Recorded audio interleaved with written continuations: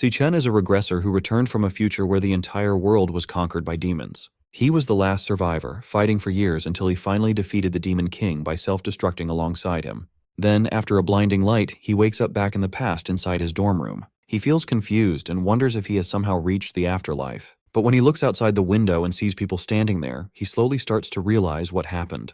After a moment, it finally hits him that his wish came true. He has gone back in time to his university days from 10 years ago. Just then, a strange hologram appears and tells Chen that the power of gluttony has been fully integrated. As he stares out the window, he realizes he has 3 years left before the first demon lord, Wrath, descends. He clearly remembers that this demon lord was responsible for everything that followed. Wrath was the one who opened the gates of hell, allowing the other demon lords to enter the human world one after another. Our hero decides that he must find where Demon Lord Wrath will appear and eliminate him before the gates can even open. Snapping out of his thoughts, Chen focuses on the floating interface beside him, which clearly displays his stats. He wonders if this is some kind of game menu or system, since he never had anything like this in his past life. Back then, he only relied on his awakened power, something only 1 in 10,000 people possessed. The National Awakener University was built to recruit these potential awakeners. Unfortunately, when Chen was here the first time, he completely failed to awaken and grew used to being bullied, which explains why he just woke up in the infirmary. Suddenly, the system opens another panel showing a lightning-type assassin card, which he instantly recognizes as the class he had in his previous life. He gets startled and wonders if he awakened earlier this time. He quickly decides to test it out, but before he can switch classes, his roommate and friend Ma Long shows up. Long is an E-rank flower chanter. The poor guy has bandages on his cheek and came to check if Chen is okay. Luckily, Long cannot see the floating panels, making Chen realize that only he can see them. His friend examines him closely, noticing that all of Chen's injuries have already disappeared. He wonders how a non-awakener is recovering faster than someone like him who already awakened. Chen remembers Long from his previous life. His roommate managed to awaken during university, yet he ended up as one of the weakest awakeners and was brutally murdered on the 3rd day after Wrath descended. Chen smiles quietly as he looks at his old friend again. Long then reminds him that their rank test is tomorrow and they need to get ready. Long feels bad for Chen, thinking he still hasn't awakened, but reminds him that this test is extremely important if he wants to graduate. As they walk through the lively streets, Chen casually mentions that it has been a long time since he saw so many people around, which scares the hell out of his roommate. Chen thinks to himself that if he does nothing in this life, they will all face the same miserable future again. Because of that, he decides to train as hard as possible and raise his level quickly. However, there is a problem.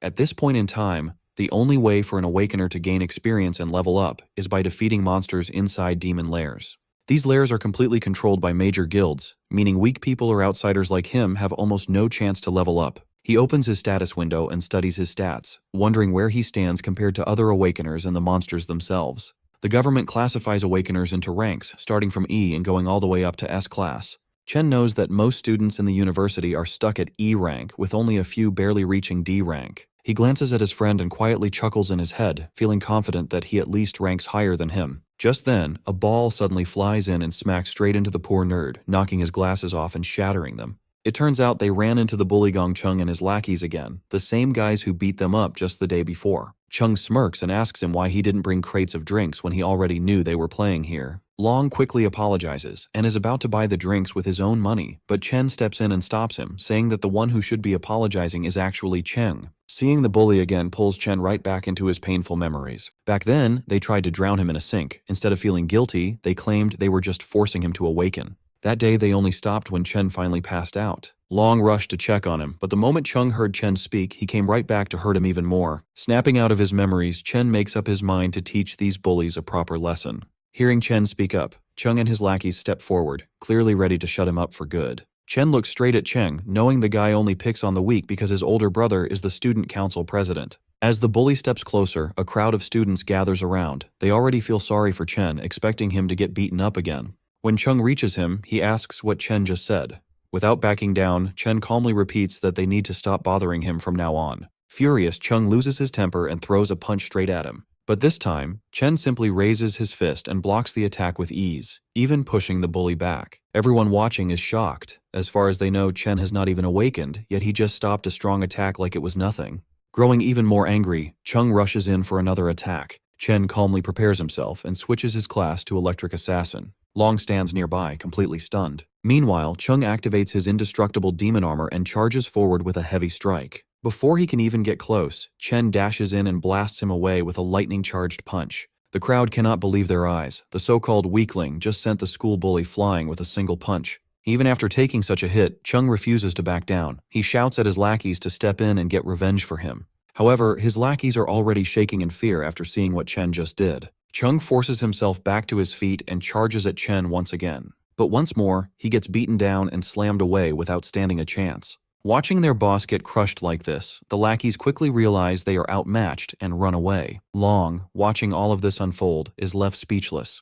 His jaw drops as he struggles to accept that his roommate, who was easily beaten just yesterday, is suddenly this strong. Chen, on the other hand, realizes that just like in his past life, he can switch into his assassin state whenever he wants. Even at level 1, his stats are high enough to handle low-level awakeners. This means his current rank must be at least D class. However, there is still one thing he needs to confirm. Even after defeating someone, the system has not given him a level up. Curious about this, Chen steps forward to finish the bully off completely, causing everyone around to watch in panic. Right at the final moment, the vice president of the student council, Ling Yu, steps in and tells Chen to stop. She reminds him that even though Chung was at fault, this level of beating is already more than enough. She assures him that the bully will not dare to trouble him again. Because of this, Chen finally decides to let him go. As he backs off, Chen wonders why the student council is so eager to step in and save someone like Chung. Even though Chen was just putting on an act and didn't actually plan to kill him, he knows that bullies like Chung need to be punished properly. Otherwise, they will just keep targeting anyone weaker than them again and again. Chen then walks away with his roommate. Watching from a distance, the bullies' lackeys hide and whisper among themselves that they should never provoke Chen again. That night, Long tries to tell their other roommates how Chen awakened as a ridiculously strong lightning assassin, but none of them take his words seriously. Long keeps explaining how their once weak friend managed to beat Chung so badly, but Xiang Zuo, an E-ranked nucleus mage, treats it like a joke. Zuo asks why Chen is still running around training like this if he has really become such a big deal. He argues that a real awakener would not need to rely on basic physical training anymore. Hearing this, the gamer roommate Xiang Yu comments that it sounds like Long must have taken a serious hit to the head. Zuo continues, saying that the 4 of them are placed in this dorm because they are the weakest students at the bottom, and nothing they do will change that. He even claims that he is the strongest among the 4 of them, while Long and Yu are just support chanters. He flexes a little, telling himself there is no way Chen could have actually become a lightning assassin. Feeling more confident than ever, he hopes that he might even rank up during the final test before their graduation tomorrow. At an E-ranked demon lair, the student council president Gong Ting finishes his training session and walks out with Ling Yu. He notices his younger brother still standing there and asks what he is doing. Chung complains that as long as the guy who beat him is still around, he cannot even sleep peacefully. He keeps pushing his brother, begging him to get revenge for him. Ting calmly assures him that he will handle the mess he created. Sitting at the dining table, the vice president asks Ting how he plans to deal with this situation. Ting just asks her if the boy is really as strong as his brother claims. Ling Yu reminds Ting that there are fewer than 10 D-ranked students in the entire school, and Ting has already recruited all of them into his club. She adds that other students do not even have access to demon lairs like he does, meaning no average guy should be able to stand against him. Back outside, Chen keeps running like crazy while getting completely drenched in the rain. He sets a goal to run 20 full kilometers while carrying a bag loaded with 100 kilos, which is almost twice his own weight. He understands how important basic training is for raising an awakener's strength limit, since a stronger body is needed to handle high-level powers. As he runs, he remembers how his sister, his only family, was killed when the Demon King Wrath descended upon the human world. The Demon Lord slaughtered countless humans in an instant, and his sister died right in front of his eyes. He makes defeating this Demon King his main goal, since that moment was the start of all the destruction. Chen knows that the Demon Lord is already growing stronger, even with 3 years left before his arrival. Because of this, Chen needs to grow even faster if he wants any chance of winning.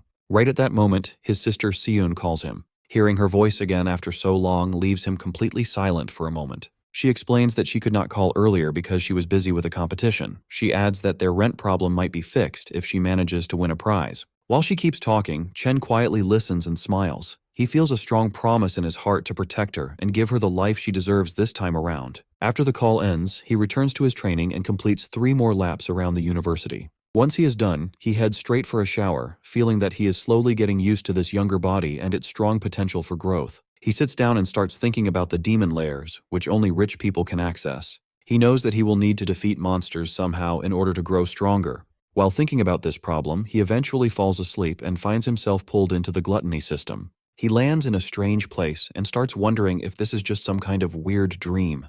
Back outside, Long looks for Chen and wonders where he has disappeared to. Inside the strange space, Chen sees a massive tower standing right in front of him. Before he can get a good look at it, a group of E-rank cloud warriors called Death Hounds appears to greet him. Chen worries that he somehow entered a demon lair and quickly switches his class. Since the monsters appeared out of nowhere, he decides to deal with them first and figure out the rest later. He easily takes down the weak hounds, since they are all bark and no bite, and collects their dropped items. He quickly reaches level 2 and smiles, thinking he might have gotten lucky by stumbling into a demon lair. A boss monster shows up next, but Chen defeats it just as easily. He cuts right through it, allowing him to level up again. The experience points he gets from the boss are much higher than what the normal monsters gave him earlier. The boss monster's body then gets marked as devourable, making Chen wonder what that means. He remembers the gluttony skill he saw earlier on his system panel and reaches out his hand to test it.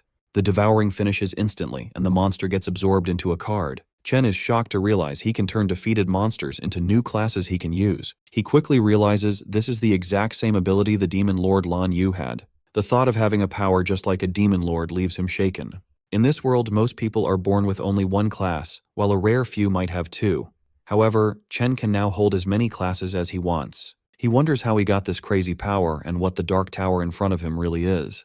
While he thinks about all this, he feels a strong presence, and a new demon appears holding 2 S-rank blades. The demon is clearly an S-rank, meaning Chen has no real chance of winning. Knowing he is badly outmatched, Chen still summons a lightning sword to fight back and gamble for his life. Strangely, the demon standing in front of him somehow knows his name.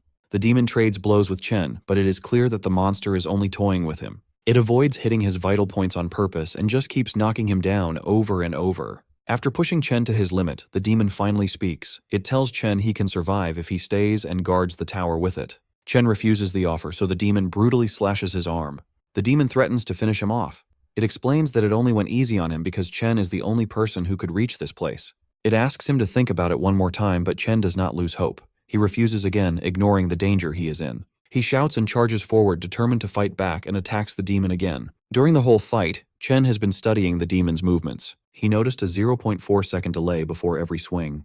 He knows he can use that tiny window of time to watch the angle of the monster's wrist and dodge the attack perfectly. He also found a 0.2-second recovery pause where the demon is defenseless. He plans to use that short opening to aim right for its heart. Even though he manages to pull off this risky move, he knows a D rank like him cannot truly beat an S rank. His real goal is to paralyze the demon just long enough so he can escape. He does exactly that and runs toward the only light he can see, hoping it is a way out. But just as he reaches the light, it vanishes.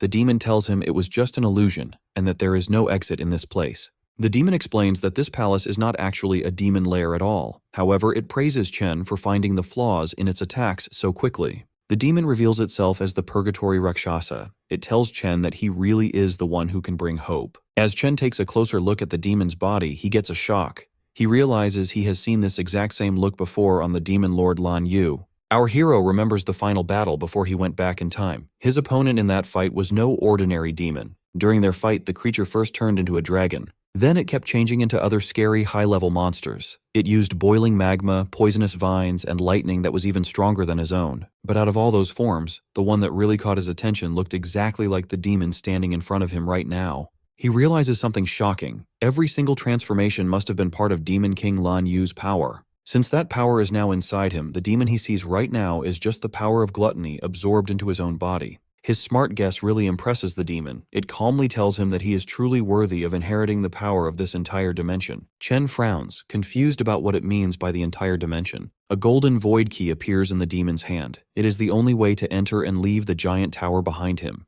The demon explains that Demon King Lan Yu ate countless powerful monsters. Its sacred duty was to guard the tower that traps the strongest ones among them.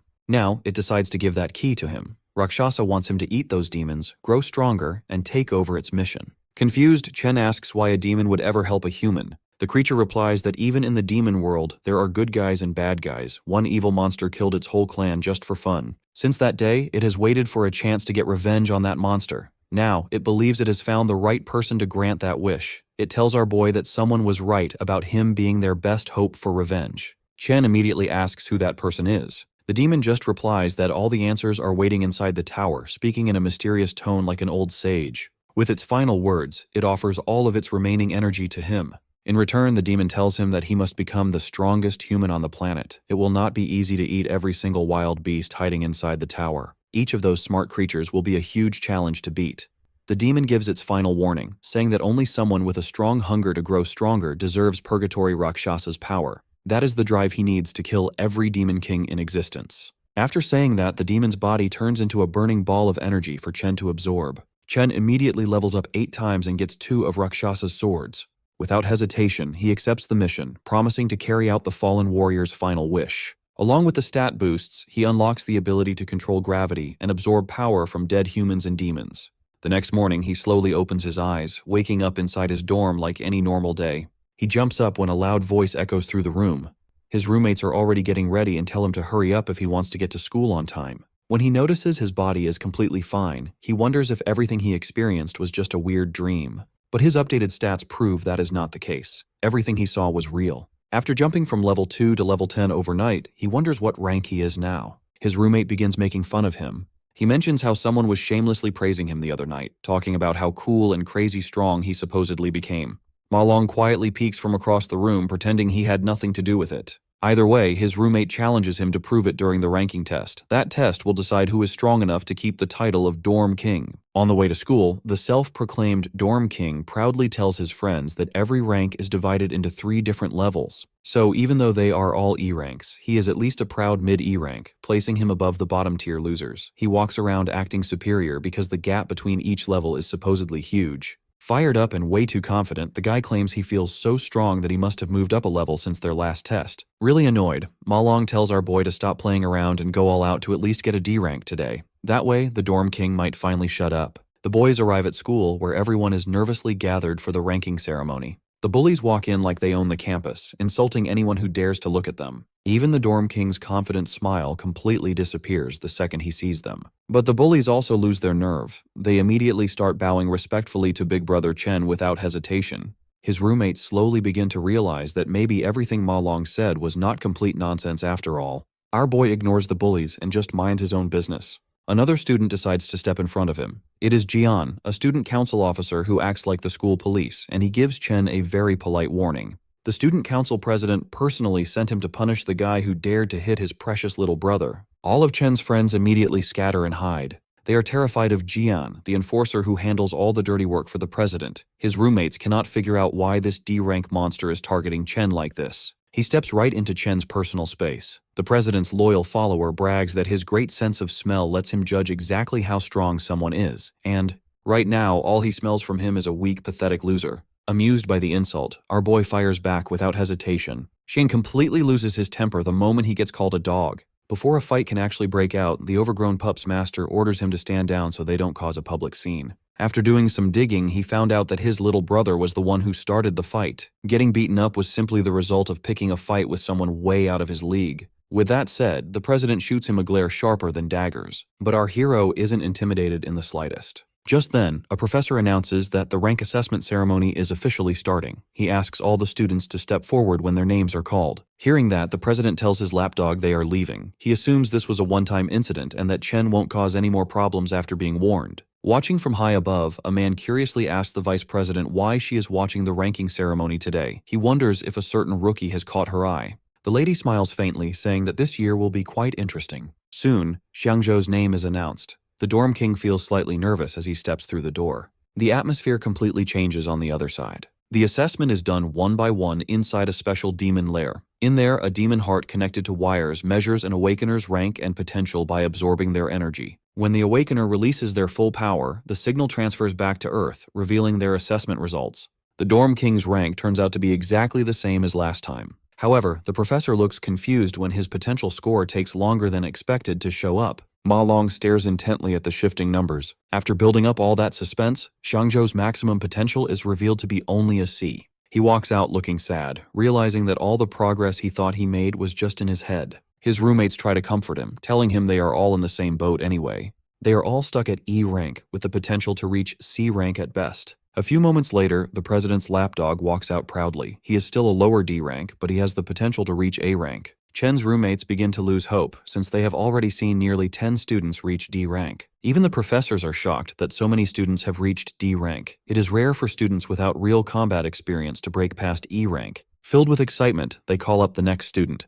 It's the president, who carries everyone's expectations on his shoulders. All eyes turn to Gongting, the student who is already a guild master, as he walks onto the stage. Our boy stays calm and patiently waits for his results. Everyone in the academy knows that Gongting was only a lower D rank 2 years ago. Since the school's historical record for the highest grade is middle D rank, people wonder if the president will finally raise the bar. Inside the demon lair, the demon heart's eyes slowly open to his presence. The president isn't able to unleash everything he has. Still, he has a burning desire to go out with a bang at graduation, carving his name into the history books as #1. When the professors see his potential grade glowing gold, they blink in disbelief. Their suspicions are confirmed as Gongting's high D rank completely blows them away. Not only that, but excitement erupts through the crowd at the sight of the first potential S rank in history. The president's lackeys praise their boss non-stop. Even Chen's roommates burn with jealousy as they watch a legend being born right before their eyes. The professors quietly agree among themselves that this news must be sent to the administration immediately. They need to treat their precious S-rank candidate with the utmost care, making sure he never leaves the country. On top of that, he is the youngest student in the academy to be involved with a guild. Their school's name is now guaranteed to dominate the headlines. Observing from above, Principal Yuan Long realizes that Vice President Ling Yu already knew about his potential. That is exactly why she came in person to watch the ceremony. However, she makes things even more interesting by revealing that he wasn't the only one she came to observe today. Besides the flashy president, there is another student she finds much more interesting. Right on cue, that exact student is the next one called onto the stage. Jean comes up with a bright idea and decides to taunt the mysterious urban legend, urging him not to end up as E-rank trash like his roommates. He says they will become a laughingstock if that happens, adding that it's a disgrace for them to even show up at such a prestigious event. Long backs up his friend and boldly claims that he will knock everyone's socks off. The crowd watches in pure anticipation. Chen finally enters the demon lair, and the demon heart instantly senses intense pressure as he approaches. Our hero recalls that the best way for an awakener to secure a good future is to join a high-ranking guild. He knows the only way to reach that goal is by performing well during the graduation combat assessment. There, candidates must choose their own members to form a 10-person squad. The squad that takes first place gets directly recruited into the nation's top-tier Imperial Guild, making the purpose of this test very clear to everyone. Jian begins recruiting and introduces another low-tier D rank to his boss. He proudly claims that their party is now complete. He explains that they already have all the D ranks along with the president's brother on their team, so there is no way they can lose first place. Jean knows that strong students will naturally group together to form the best party, leaving the weakest to do the same. This creates a brutal environment of survival of the fittest, where the weak are easily cast aside and eliminated. After some time passes, Long starts to feel anxious because the screen isn't changing. The crowd quickly assumes that Chen must be so weak that the system can't even register his presence. Jian then tells Ting that the remaining students are nothing but trash, so they should just leave instead of wasting their time. However, right as they get ready to leave, the screen suddenly flickers and displays a high D rank label, sending the entire crowd into chaos. Shock spreads across everyone's faces. The president and the student council also react in disbelief at this unexpected result. Soon, the system detects a strange change in the results. It turns out Chen is using the system to see how his level 10 base stats in his normal physical form translate during the evaluation. After seeing a D rank, he switches his class to the Infernal Death King, which is his weakest devoured class so far. His rank instantly shifts from high D to mid C, completely blowing the crowd away. The council struggles to believe that the machine is still working properly. Even the scientists question the situation, wondering why the results keep changing. They soon start to suspect that the machine might be broken beyond repair. At that exact moment, the demon heart becomes unstable, and the results change strangely once again. Chen notices this and decides to switch to a stronger class, transforming into the Purgatory Rakshasa. The demon heart grows anxious as a violent storm brews outside the demon lair. Jian shouts in confusion, treating the storm like a celestial sign that history is rewriting itself as if their dorm has produced a divine monster. In the very next moment, his potential flickers to S rank, leaving both the scientists and President Ting completely stunned. However, the system suddenly displays a warning. The user's potential exceeds its maximum load and cannot be detected under the current limits. Jian's brain almost shuts down like a blue screen of death, and his soul nearly leaves his body from pure shock. As the system begins to break apart under the overwhelming pressure, the scientists rush forward in a panic, wanting to ensure the student doesn't get hurt. But when they finally arrive, they freeze in disbelief. They find a shriveled raisin sitting where the demon heart once was, since it completely burned out from extreme overuse. It turns out Chen might have scared it a little too much. Still, he ends up devouring it and gains the ability to see anyone's rank, along with receiving warnings about nearby dangers. He walks out of the demon lair and is pleasantly surprised when everyone's rank appears right in front of him. But he quickly notices that the president has hidden his true potential, turning out to be nothing more than a mediocre C rank at best. The scientists walk out awkwardly and inform everyone that the demon heart suffered a heart attack from extreme strain, so they must pause the testing for now. They label Chen's stats as a probable error and announce that a full report will be sent to the higher-ups for review. The remaining students are told to return the next day for their assessment, as a new testing device will be ready by then. On the way back, Chen's roommates hype him up and treat him like an absolute legend after what he just pulled off in front of everyone. Jean clearly can't handle his jealousy. He calls Chen a fraud and demands compensation for breaking the machine and wasting the council's time, acting like a sore loser. Just as Chen reaches his limit and prepares to destroy the guy on the spot, Ting steps in and immediately calls Jian out. The president warns him not to disrespect their teammate, which completely shocks Jian. Ting then extends his hand, inviting the newly revealed powerhouse to join his team. He confidently promises that together they will undoubtedly achieve the highest score in history. Jean starts to panic in the background. He knows someone will have to get kicked off the team to make room for Chen, and this will definitely cause trouble with the brothers. He knows that joining Ting's team practically guarantees first place. Because of this, he wonders what makes Chen so special, especially when other people could not even bribe their way onto the team no matter how hard they tried. Jean swallows his pride and slowly welcomes Chen to the team, placing a hesitant hand on his shoulder. Chen immediately slaps his hand away and says he has zero interest in joining them. This response makes Jian sweat in fear, while Ting just watches the whole thing in silence. Jean snaps at Chen and says he has no clue what he is turning down, reminding him that their team is easily the best in the whole school. Chen turns his back and walks away. He says it has nothing to do with them and calls their group too noisy to deal with. He tells them not to bother him again. Jian boils with anger after being rejected so rudely. The whole school quickly begins to gossip about Chen's refusal. Most students think he plans to take first place all for himself after revealing his C rank. Now, the whole school gets to enjoy the drama unfolding right in front of them. Chen's roommates fully enjoy seeing the humiliated looks on Jian and Ting's faces after such a public and brutal rejection. The president stays calm and tells Jian not to worry if Chen has his own plans. Seeing this, the watching principal sighs in disappointment. He had really hoped the boys would team up. He wanted them to work together to break a new school record.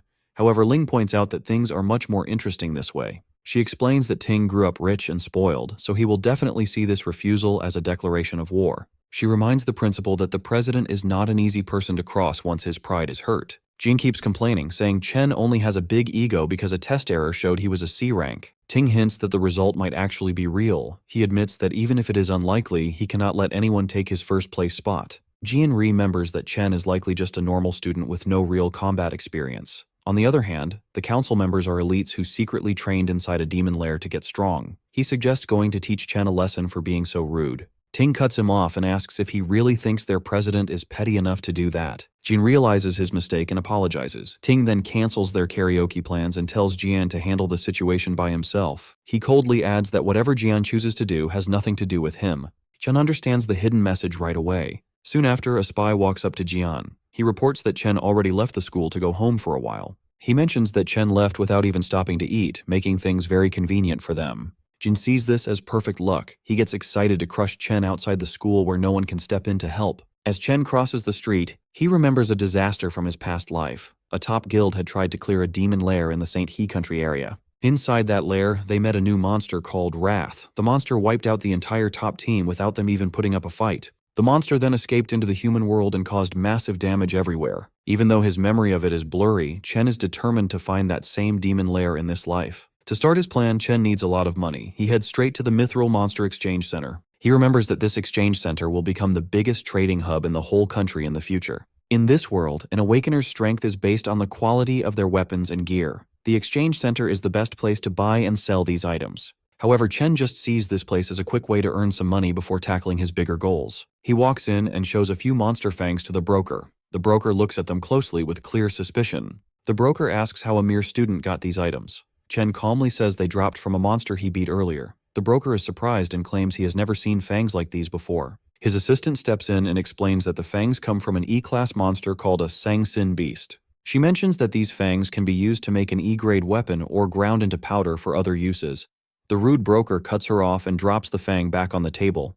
He claims that an E-grade item is pretty much worthless anyway. He brags that their shop is for VIPs only. They only deal with high-status Awakeners and D-grade items or better. He uses this as an excuse for not knowing what the E-grade item was. In his mind, he complains about not getting any rich customers lately. He sees no point in helping a low-tier student since it will not help him get a promotion. He calls Chen a bother and dumps the work on his assistant, Lee, before walking away. Lee politely hands Chen an envelope of cash. She then asks if he needs help with anything else. Chen checks the envelope to find 18 grand. He decides this is enough to pay his rent for now, without any stress. He then takes out the glowing greatsword he got from the Purgatory Rakshasa. This immediately grabs Lee's full attention. Even though she has never seen anything like it, she guesses it must be at least a B grade or maybe even an A grade item. The broker walks back over and laughs at her guess. He says A grade items cost around 1 million. Having worked there for years, he claims he has never even seen an A grade item in person. Just then, the shop owner walks in. He calmly says that the weapon is neither A grade nor B grade. The broker praises his boss's smart judgment. He smugly agrees that a mere student could never own something so valuable. However, the owner explains that the weapon comes from the Purgatory lands. He reveals that it is actually an S-grade item. Both the broker and the assistant freeze in total shock after hearing this. The owner immediately shakes Chen's hand and warmly welcomes him as an honored VIP guest. He invites Chen into the VIP room and tells him to ask for whatever he needs. Chen feels very satisfied. The owner, Qingji, finally showed up just as he planned. Once they settle into the VIP room, the guild boss asks Chen how much he wants to sell the weapon for. Chen immediately answers with 1 million, which surprises the green-haired boss. The boss tells him it could easily sell for tens of millions, since it is extremely valuable. However, Chen explains that he just wants to use the greatsword as collateral for a $1 million loan for a month. This leaves the man even more surprised. He realizes Chen is very smart and wonders who exactly he is.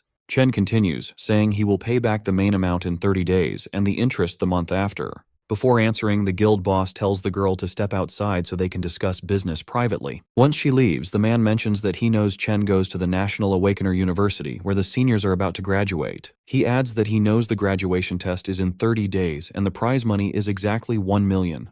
The boss then asks Chen directly if he is completely sure he will get first place in that test. The guild boss figures out that Chen desperately needs money and wouldn't be doing this unless it was his last option. In the end, he offers to lend Chen 1.5 million right away with absolutely no interest. Reaching his hand out, he smiles and says this will be the start of a beautiful friendship. Chen is left speechless by the generous offer. The man reassures him that he won't let a single word leak out from this room. He simply asks that in return, Chen comes to his guild whenever he wants to trade anything else. Chen thinks to himself that this man figured everything out so easily, yet didn't try to scam him. He now understands why the guild boss becomes such a big shot in the future. Chen shakes his hand, realizing that he needs strong allies if he ever wants to defeat the Demon Lord. A few moments later, the contract is signed, and the money is sent to his account instantly. The guild boss then asks if he needs to borrow a weapon for the test, since he just gave his away. Even though the guild doesn't have any S-rank gear, they still have plenty of high-quality A-rank equipment for him to choose from. Chen tells him not to worry. He then simply summons the other greatsword he got earlier, leaving the guild members completely blown away. With that, Chen takes his leave. Right after, the guild boss promotes the pink-haired girl to supervisor for bringing in such a high-level client.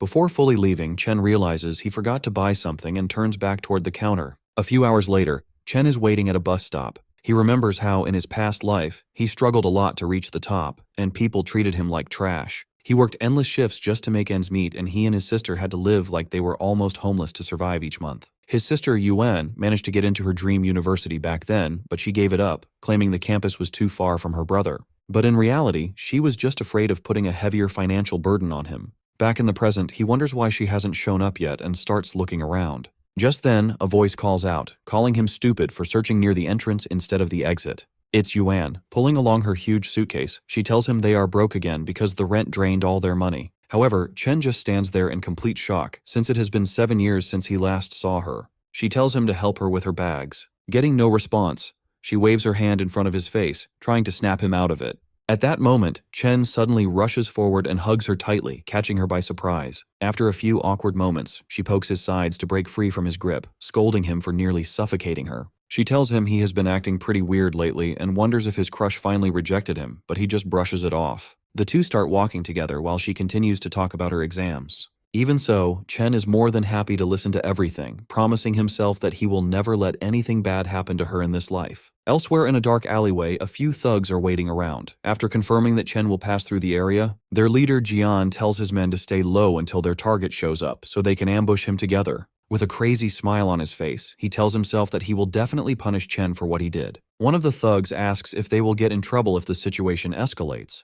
The Cloud Assassin replies that he initially just wanted to teach the guy a lesson, but his recent encounter really made him mad. Recalling how Chen humiliated him, he tells his goons to leave some of the fun for him, swearing to teach our hero a lesson he won't forget.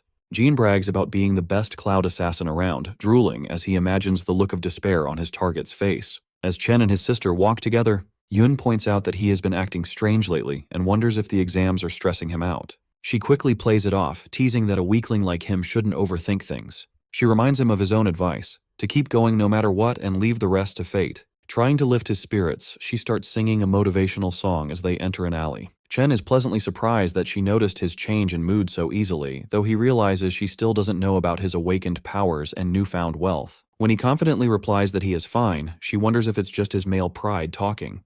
Yun shakes her head, thinking to herself that her brother is finally becoming a man. Trailing behind them, one of the thugs tells Jian that their target is with a girl. This makes Jian extremely excited, knowing the alley has no cameras and they won't get caught. However, Chen instantly senses their evil intentions and realizes it's the same scumbags from the student council. Taking out some wireless earbuds, he places them in his sister's ears. He tells her to listen to a song he recently started enjoying. This catches her off guard since he rarely listens to music, but she goes along with it to understand him better. Chen then turns around, staring daggers at the scumbags as they slowly advance. With the music playing in Yun's ears, the thugs rush forward and the fight begins. Chen immediately switches to his lightning class. He thinks about how it has been 7 years since he lost his sister, and he just got her back. Filled with anger, he wonders where these guys got the nerve to attack them, dashing forward like a bolt of lightning. He kicks the first thug so hard that he goes flying, causing the others to break a sweat. Chen charges his fist and punches 3 of them in a row, finishing off the 4th with a brutal knee strike. One brave goon tries to attack, but Chen simply grabs his hand. Without any effort, he breaks it like a piece of dry spaghetti.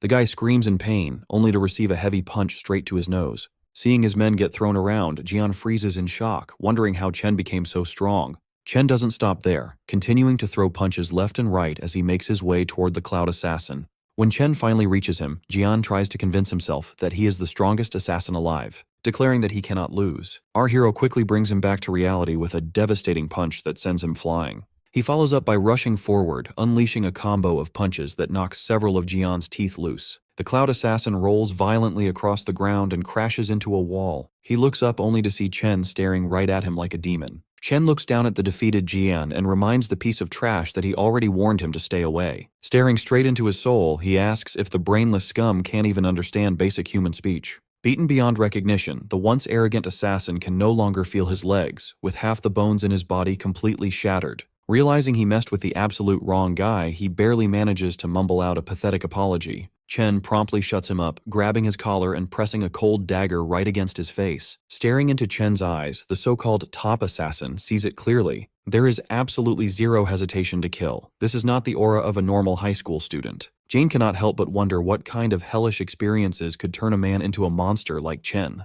Dripping with cold malice, Chen tells the broken boy to remember his words carefully if he wants to avoid a repeat of this nightmare. He won't hesitate to tear them apart if they ever try anything stupid again. Delivering his final warning, he adds one last chilling condition for emphasis. If they so much as step within a mile of his sister, he will gladly hunt down and erase everyone close to them, one by one. With his message delivered, he drops the dagger and casually walks back to Yuni's side before the background song even finishes playing. Meanwhile, his sister is completely overwhelmed with emotion, moved to tears by the painfully sad and lonely lyrics of the track. She cries, heartbroken and confused over what her brother must have endured to change so drastically over the years. She even wonders if her support back then was simply not enough. Wiping her tears, she spins around, determined to give him a proper scolding. But she freezes mid-sentence the instant she spots the gift in his hand. The shiny, gold-plated pen she has always dreamed of owning is sitting right in front of her eyes. Yun flushes bright red with overwhelming excitement. She can hardly believe her brother actually bought her the newest holographic magic pen, an item that costs more than their entire monthly rent.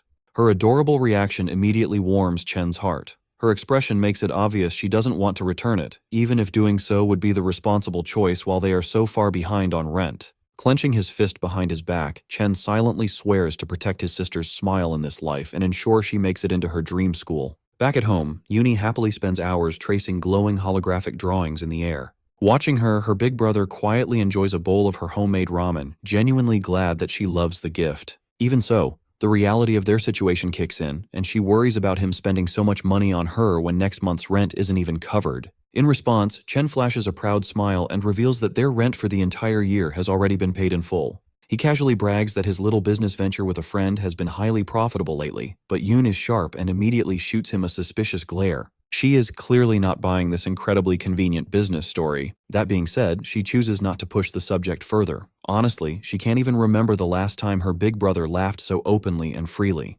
Gently patting him on the shoulder, she makes one simple request. Whatever secret hustle he's working on, he just needs to make sure he doesn't burn himself out. Meanwhile, at a quiet aquarium, Student Council President Ting shares some shocking news with his cousin. The city's best doctors have declared that their top assassin is critically injured beyond recovery. Over half the bones in his body are shattered beyond repair. The fact that he fought Chen was already unexpected, but the horrifying state of his body post-battle is absolutely staggering. His cousin reacts with chilling indifference. Her only disappointment is that the number of elite graduate students joining his team has now dropped. But the president is just as ruthless, brushing it off by stating he'll actually perform better without some burdensome NPC weighing him down. Just then, their uncle, who also serves as the academy's director of employment, speaks up. Director Gong Xuan calmly delivers his official report regarding our hero's recent moves. His detailed investigation into the chaos at the ranking ceremony has finally concluded, and the results are undeniable. Chen genuinely ranks higher than the student council president himself. This massive revelation catches the former top student completely off guard. The director then offers a stern word of advice, revealing that Ting's father personally requested a vice chairman of the alliance to evaluate his upcoming combat exam performance. Because of this, Ting must ensure he shines brighter than anyone else. But just in case he fails to secure the spotlight, the director proposes a backup plan. The green-haired girl, his uncle's favorite niece, will join his team to guarantee they secure first place overall. However, the arrogant council president flatly rejects the offer without a second thought. He haughtily claims that he didn't even use a fraction of his true strength during the initial assessment. Supremely confident in his overwhelming superiority, President Ting assures them he will dominate the entire academy on his own. Back at the academy dorms, our boy Chen washes off after finishing a grueling daily 100-mile run with a heavily weighted backpack. He is completely locked in on one single goal, winning the $1 million prize in the upcoming graduation exam. This prize is his only real shot at fulfilling his deal with the Mithril Guild's Qingji and establishing a lucrative, mutually beneficial trade relationship. With only a few weeks left until the big exam, he lies down in bed, not to rest, but to continue his relentless grind even in his sleep. Transporting his consciousness into his demonic lair, he finds Demon King Lun Yu's enormous void tower looming before him. Without a hint of hesitation, he marches up the long, imposing staircase leading to its entrance. Previously, his first assessment using the Gravehound King class reached a respectable mid-C rank. On the other hand, the sheer, overwhelming strength of his Abyssal Fiend class completely overloaded the Academy's rating system. Even the Demon Heart itself was utterly incapable of properly classifying its true potential. Because of this, the only way to accurately evaluate his remaining classes becomes painfully obvious. He must unlock the Void Tower and test their raw destructive power directly on the battlefield. Stepping inside, Chen is curious about what kind of brutal, nightmarish challenge the tower will throw his way. But the moment he sees what waits for him inside, his eyes widen in pure shock. He gets transported to a strange dimension, standing on top of a massive white planet floating in space. The moment he takes his first step, he drops to one knee, barely able to keep his body upright. In the Fallen Star Wastes, the gravity is 10 times stronger than on Earth, and Chen feels the crushing pressure deep in his bones. Behind him, the tower entrance vanishes. He knows this means he has to defeat the boss to reopen the exit, so he needs to adapt quickly before any monsters can ambush him. However, a phantom lion prowling nearby isn't going to give him that chance. Left with no other choice, Chen instantly switches to his lightning class. The lion lunges at him, but he narrowly dodges and stabs it right in the shoulder. The beast roars in anger, but the strike doesn't do much damage since it missed its vital spots.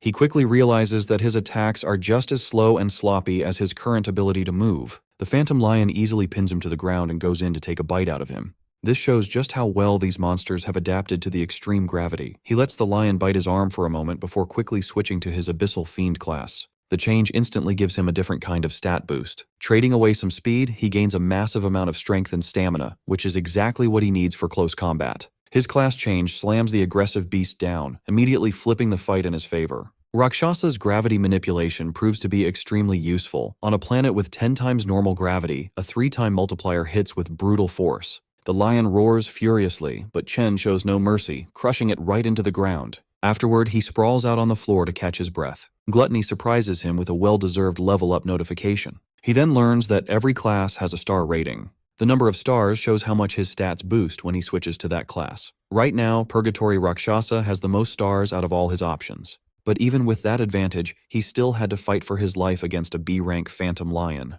It is clear he still has a long way to go before reaching his full SSS rank potential. To make matters worse, he's annoyed to see that Gluttony won't even give him the option to absorb the creature.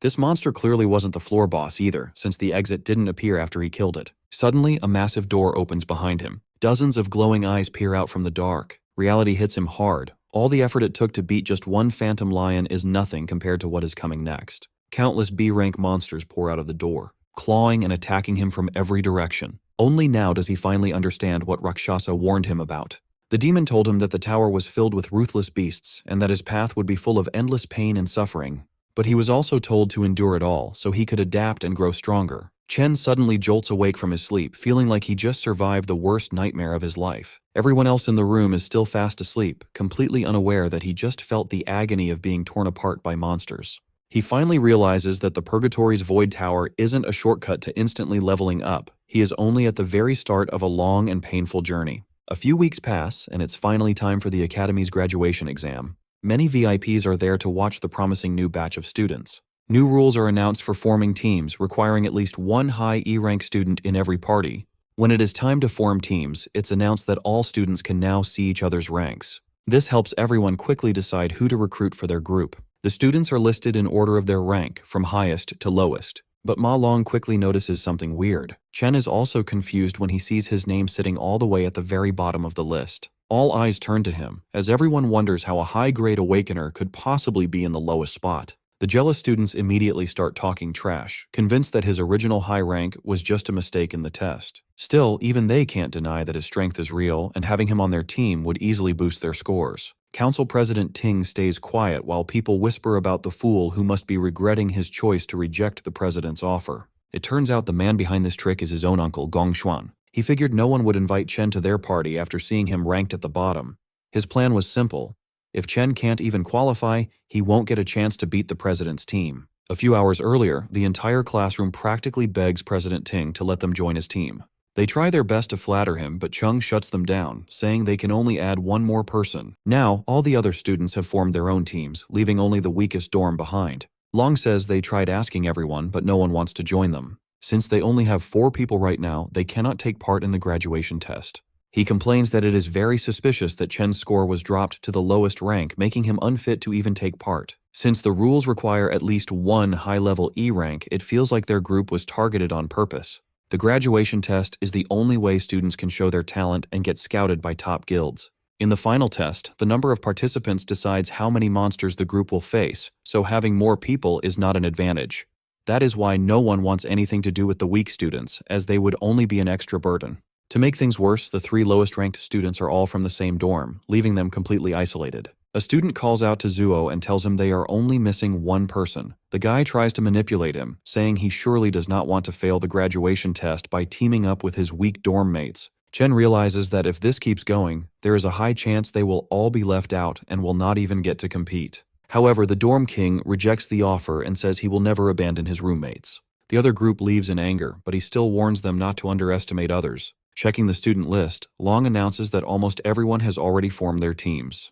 They only need one more person, but no one is willing to join them. Chen stares at the director and realizes the man shares the same last name as the student council president. He notices these dirty tricks. Chen wonders if Gong Xuan really thinks he is that big of a threat. Not losing hope, he declares that he will definitely take part in the tournament and activates his lightning power. Since the others are showing their hate so openly, he tells himself he does not need to hold back either. Releasing his energy, he steps forward while the officials in charge are surprised by his sudden display of power. Even his dorm mates start to wonder what is going on. Chen recalls that all Awakener schools have a special rule. To create a competitive space, students can challenge anyone at any time. Even though it might look like showing off, this is a way to display strength and get recognized. In situations like this, many people would refuse to fight in the first place. However, he knows the student council president will not back down. As long as he defeats the blonde guy, everyone will want to team up with him. A girl appears at the door and calls out to Chen, asking if he still needs someone on his team. She adds that she also wants to take part in this year's graduation test.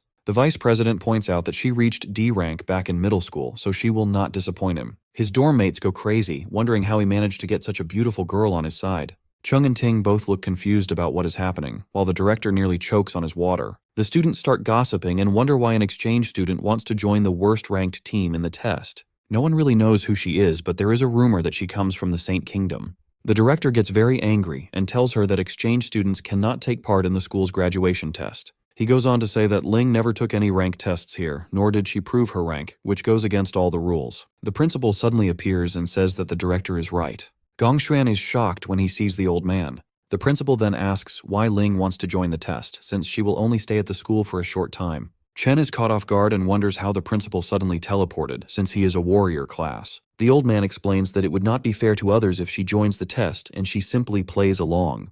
Chen starts sweating when he realizes that he cannot even tell what rank these two are. The director finally gathers the courage to speak up and supports the principal, saying a school cannot function without rules.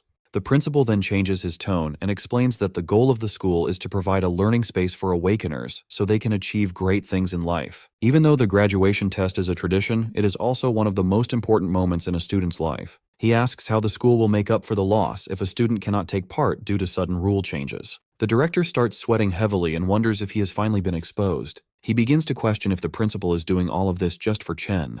Realizing it is not worth the trouble, the director decides to back down. He tells himself that since the strongest students have already formed a team, they should easily win the test anyway.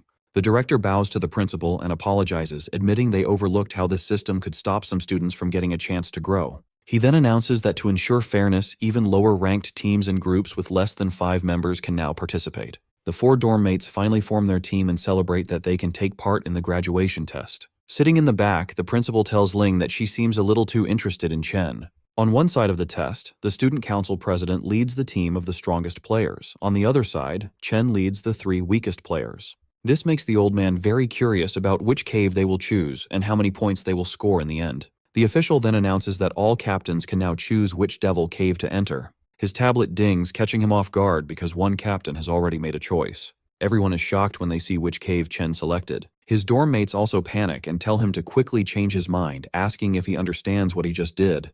However, Chen remains silent as he continues to stare at the screen. During the graduation test, teams of students enter a devil's cave and earn points by defeating monsters. Defeating monster lords and clearing the dungeon quickly gives separate points.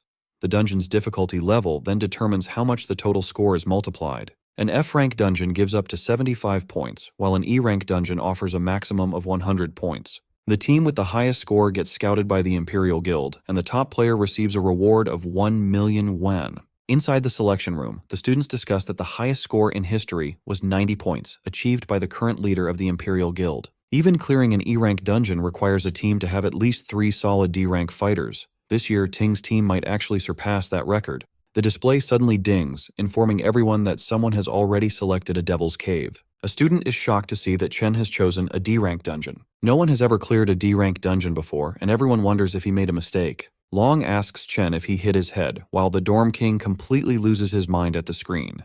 The nerd tries to talk some sense into Chen, but he reveals that he thought long and hard about this choice. The system dings again when the student council president also selects the D-rank cave. Ting's teammates immediately accept their leader's choice, officially qualifying them for the test. The classroom goes wild at the announcement, though Ting's group tries to act nonchalant. A blonde goth girl roasts Chen for trying to act tough, assuming he just wants attention. A bald student adds that Chen's weak teammates will never agree to this, and the team will fall apart. Long studies Chen's face and realizes he is completely serious. He wonders when his friend became so bold and how much he has changed. Making up his mind, the nerd presses the confirm button, deciding to trust his friend. Yo also hits the green button, feeling like he has nothing to lose. The dorm king gets annoyed that the others made their choice before him, so he presses the button too. With that, the system officially qualifies their team for the test. Looking at his dorm mates, Chen apologizes and explains he chose this dungeon to become the top scorer. He knows he is dragging them into his own dream, but he reassures them they will reach the top together.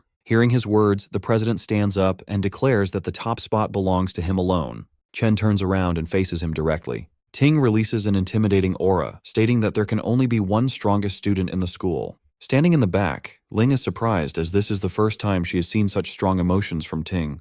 The rivalry between the two is now out in the open. The principal feels proud that the students are so fearless, but Ling is uneasy about Chen choosing a D-rank cave, which even a C-rank fighter cannot clear alone. Even though a student can earn 150 points from a D-rank cave, the difficulty is just too high. On top of that, his teammates are not well suited for it either.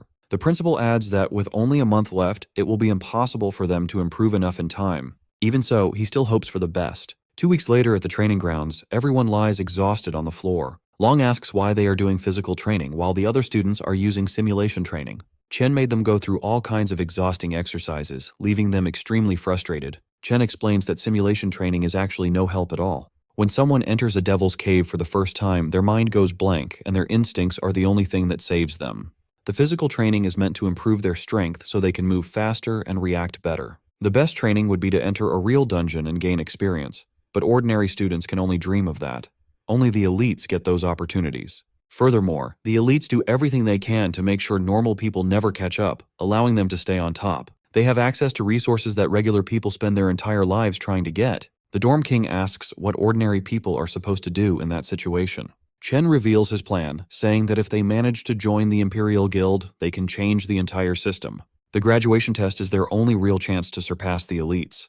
Driven by this dream, Chen swears to do everything he can to keep his promise and guarantees that they will win. With just half a month left before the graduation exam, our boy trains inside the Void Tower every single night. Defeating the Phantom Lions is no easy task, but he refuses to quit no matter how hard they beat him up. 5 days before the exam, his roommates are training with everything they have. Our boy, however, is on a completely different level. His intense routine makes even the toughest training look like a basic warm-up. With just 2 days left, his rival is clearly not slacking off either. But Chen is improving even faster. Now he can confidently fight a whole pack of lions under heavy gravity. With blood running down his face, he has never looked more ready to win. On the day of the exam, a small drone floats near the students to guide them. The boys walk in wearing matching outfits, looking really sharp. Once all the students put on their wristbands, the exam officially begins. Outside the exam area, the academy principal warmly greets Gong Lin. This sharp-looking man is President Ting's father, the co-founder of the Imperial Guild. The students cannot stop staring at the Imperial Guild co-founder, looking at him like he is a rare animal at the zoo.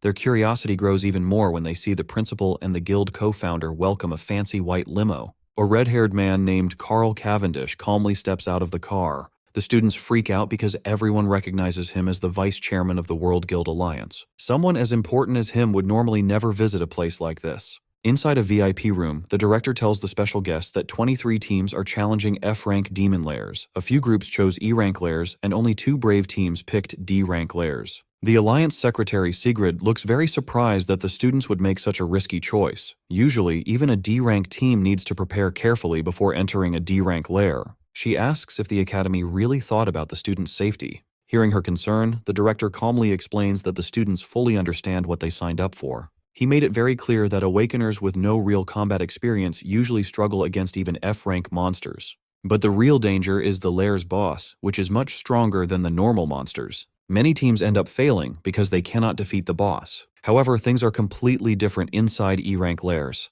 Even the basic monsters there are as strong as an F-rank boss. This hard truth is something students usually learn the hard way.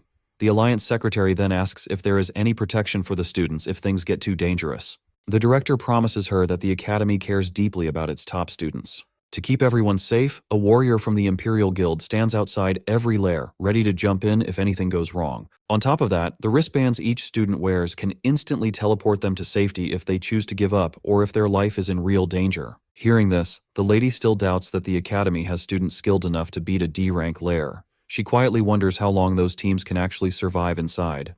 The director, however, is sure that the young E-rank students will probably come running out in tears. Inside the D-rank dungeon filled with giant frozen trees, Chen's teammates are clearly terrified. Anyone would be scared after seeing those nightmare creatures, which look like a mix between weird bats and monkeys. Chen quickly warns his team that these monsters dive at their targets in the blink of an eye, so they need to stay on high alert. Suddenly, a group of the ghost monkey bats flies straight down at them. Surprisingly, all the boys manage to clumsily dodge the monster's super-fast attacks. While they are still excited about dodging a D-rank creature's attack, something even crazier catches their attention. Our boy stands there calmly with a lightning sword in his hand, surrounded by dead monsters lying at his feet. He tells his team to focus on saving themselves first since they aren't strong enough yet, leaving the rest to him. Suddenly, another ghost monkey bat lunges at them with incredible speed, but they barely manage to dodge it in time. Songzu realizes that Chen had actually been pushing them to train their reflexes and speed so they could survive against monsters like this. Ju grits his teeth. He had been calling himself the Dorm King all this time, but now he has no choice but to rely on his random roommate. Meanwhile, Chen completely wipes out the remaining ghost monkeys. They dive toward him in waves, but he slices them down before they even know what hit them. The Dorm King mutters to himself that he always heard about Chen's strength from Ma Long, but this is the first time he's seeing it for himself. To him, Chen doesn't look like a normal student at all, but more like a battle-hardened soldier. As the fight continues, the Dorm King feels a bit of jealousy creeping in over Chen's rising reputation. Out of nowhere, another monster appears behind the group, and Zhu barely manages to block its strike. He grabs the creature's leg with his flaming hands and yells at his teammates to stop acting like dead weight and get it together. After all, Chen isn't the only one whose graduation is on the line. The others stare at him, surprised by his sudden determination. Inspired by the Dorm King's stubborn will, Shangzu casts his Vine Lock spell, successfully tying up the monster. But to his shock, the creature breaks free almost instantly, kicking Zhu in the process. Long casts his Frostbite Breeze spell, which only slows the monster down a little, so they decide to combine their attacks. Working together, they manage to hold the creature down briefly and shout for the Dorm King to take the shot. He charges up an explosive flame bullet and lands a direct hit. But the attack barely does any damage, only leaving behind a few burnt hairs. He fires several more flame bullets at the monster, but nothing seems to put it down. Shangzhou and Long are already pushed to their limits. The Dorm King decides he can't afford to hold back anymore. He gathers all his strength and unleashes a massive flame attack straight at the monster, triggering a huge explosion. When the smoke clears, only a charred skeleton remains. The drone announces that they have successfully killed a D-class ghost monkey bat. The three of them collapse onto the ground, completely drained. They are thrilled that they actually managed to defeat a D-class monster on their own. Chen walks over, slightly surprised, and they immediately ask if he saw them take it down. The monster leaves behind a single finger bone as loot, and Zuo tries to act tough, casually claiming that killing it was a piece of cake. Chen congratulates them anyway. Soon after, the drone announces that all the monsters inside the Devil's Cave have been cleared. Watching the live feed, Director Gong nearly loses his mind. He can't believe these supposedly weak students with zero real combat experience defeated a D-level threat. The rest of the staff just stay completely silent. At the same time, Vice Chairman Cavendish's assistant calmly praises Chen for his outstanding performance. He thinks to himself that Chen's aura reminds him a lot of an old friend. The Vice Chairman mentions Chen's name and decides to remember him, which instantly worries President Ting's father and the director. To keep the focus away from Chen, the director quickly points everyone's attention toward the student council team inside the other D-rank cave. He points out that the team has already reached the middle section. The chairman's aide praises their teamwork, comparing their skills to a professional guild raid team. Chairman Carl smiles at this and says that the graduates this year are truly impressive compared to past classes. Director Gong whispers to himself that the real battle is just starting, and the best part has yet to be seen. Inside the D-rank Toxic Vine Cavern, the president's party is attacked by poisonous mushroom monsters popping up from all directions. A girl plays her guitar to cast a decay spell, while a star mage groups the mushrooms together using his attraction ability to set up a combo attack. He calls out to the captain, and the president charges in with his sword, ready to finish the monsters off in style.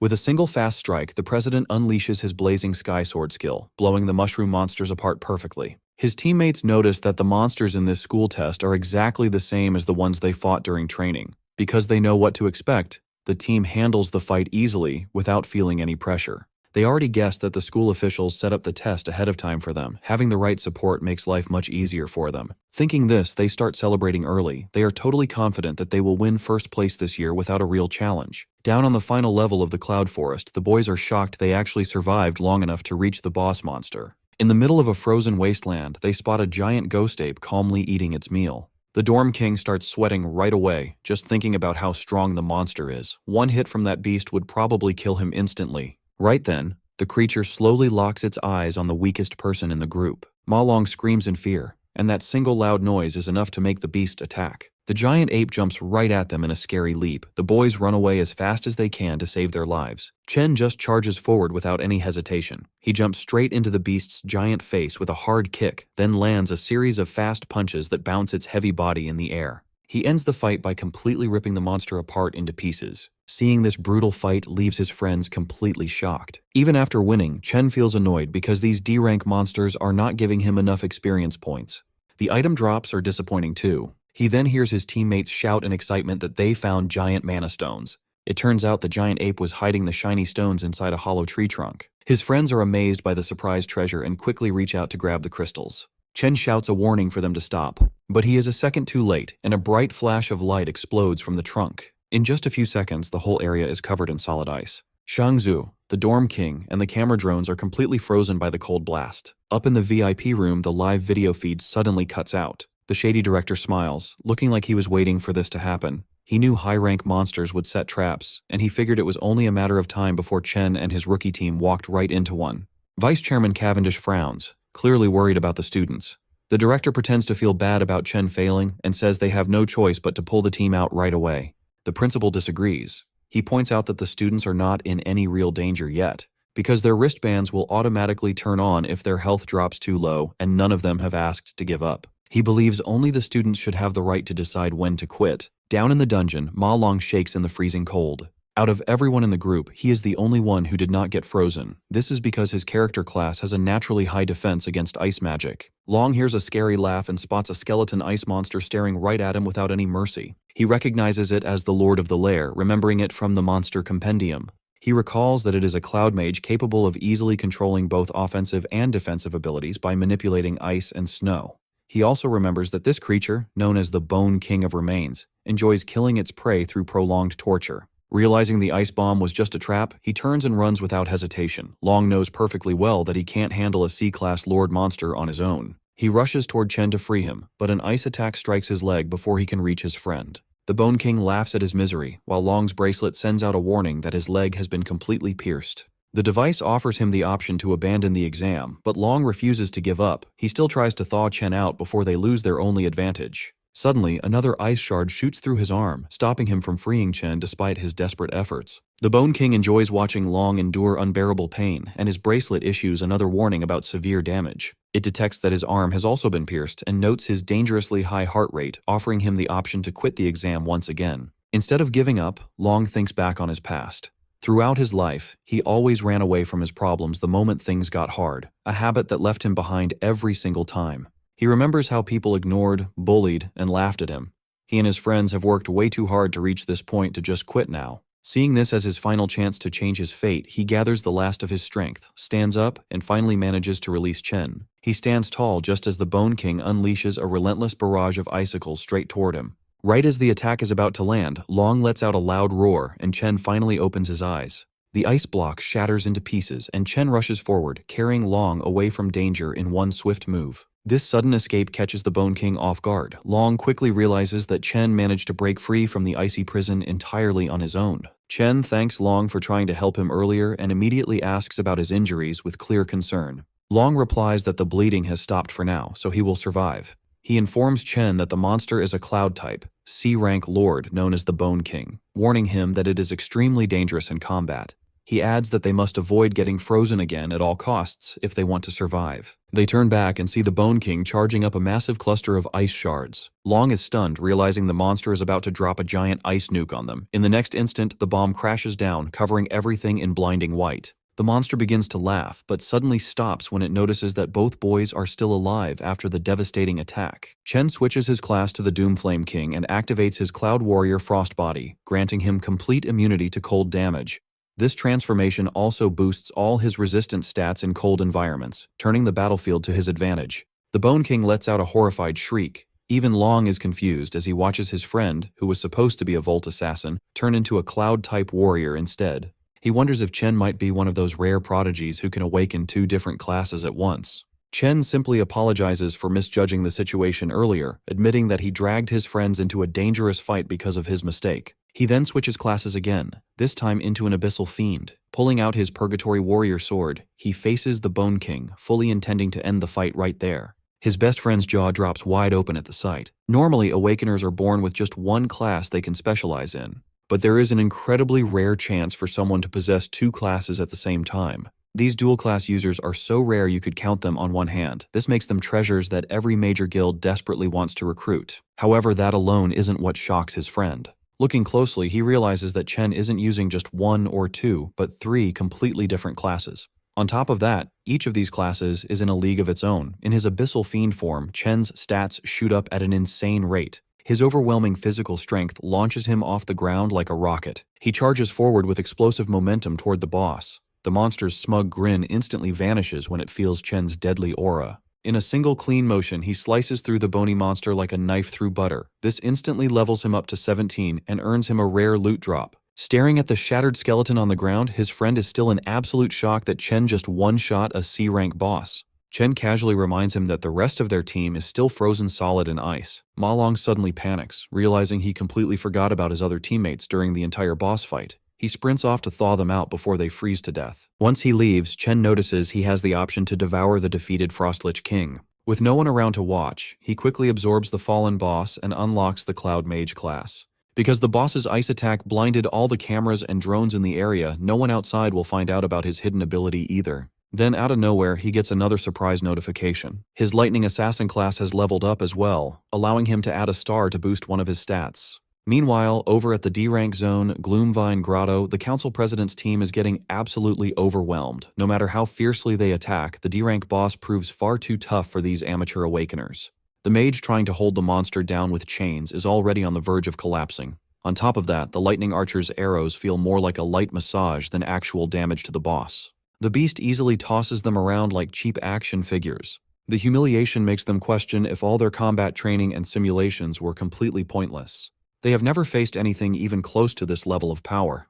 The mage quickly realizes that the president is their only real hope of winning. Standing far in the back line, the president strikes a dramatic pose. He charges up his ultimate skill while receiving power buffs from the support mages. Once he finally gathers enough energy, he launches himself at the boss with his flaming sword. The blade pierces straight through the monster's core. It then erupts into a storm of flames, melting the creature from the inside out. His teammates erupt in cheers, celebrating the rise of a legend whose name is sure to go down in the history books. The drone nearby announces that their team has cleared a Grade D zone in just over 30 minutes. Completely fired up, his party is fully convinced they secured first place. They believe no other team could possibly beat that time. They eagerly exit the lair, expecting to see their names proudly shining at the top of the rankings. They soon walk through hallways filled with students who gave up and teleported out early. Most of them look completely traumatized, still haunted by the demons they faced for the first time. The president's lackey spots Chen and his squad sitting off to the side. One glance at the exhausted group makes it clear. They must have failed the moment they went inside. The lackey smugly walks over, mocking Chen for failing halfway through after acting so bold earlier. The loyal follower keeps talking, but his boss silences him because the Alliance vice chairman is approaching. The elegant man claps slowly and congratulates the students on their great performance.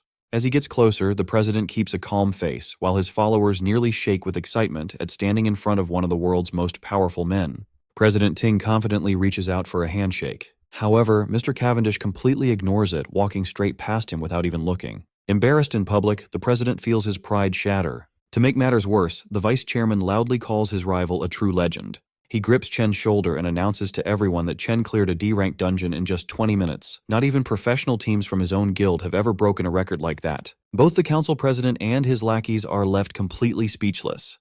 They cannot figure out how 4 nobodies beat their 10-man squad's time and actually cleared a D-rank lair. Chen does not even blink. Getting praise from the most powerful man in the country means nothing to him. Still, he wonders why such an important figure personally came to this academy. Carl Cavendish calmly states that he will remember Chen's name very well. Then he turns to Gong Lin, the man who invited him here. The vice chairman casually mentions that his son is talented too, offering a weak compliment at best. That leaves a bitter taste in the mouths of both the father and son. With that said, the vice chairman announces that it is time for him to leave. The academy director quickly steps in to smooth things over. He announces the final results, saying that both top teams have tied in score. Because of this, they will all get an official invitation to join the Imperial Guild. That news sounds like music to Chen's roommates because they are basically set for life thanks to him carrying the team.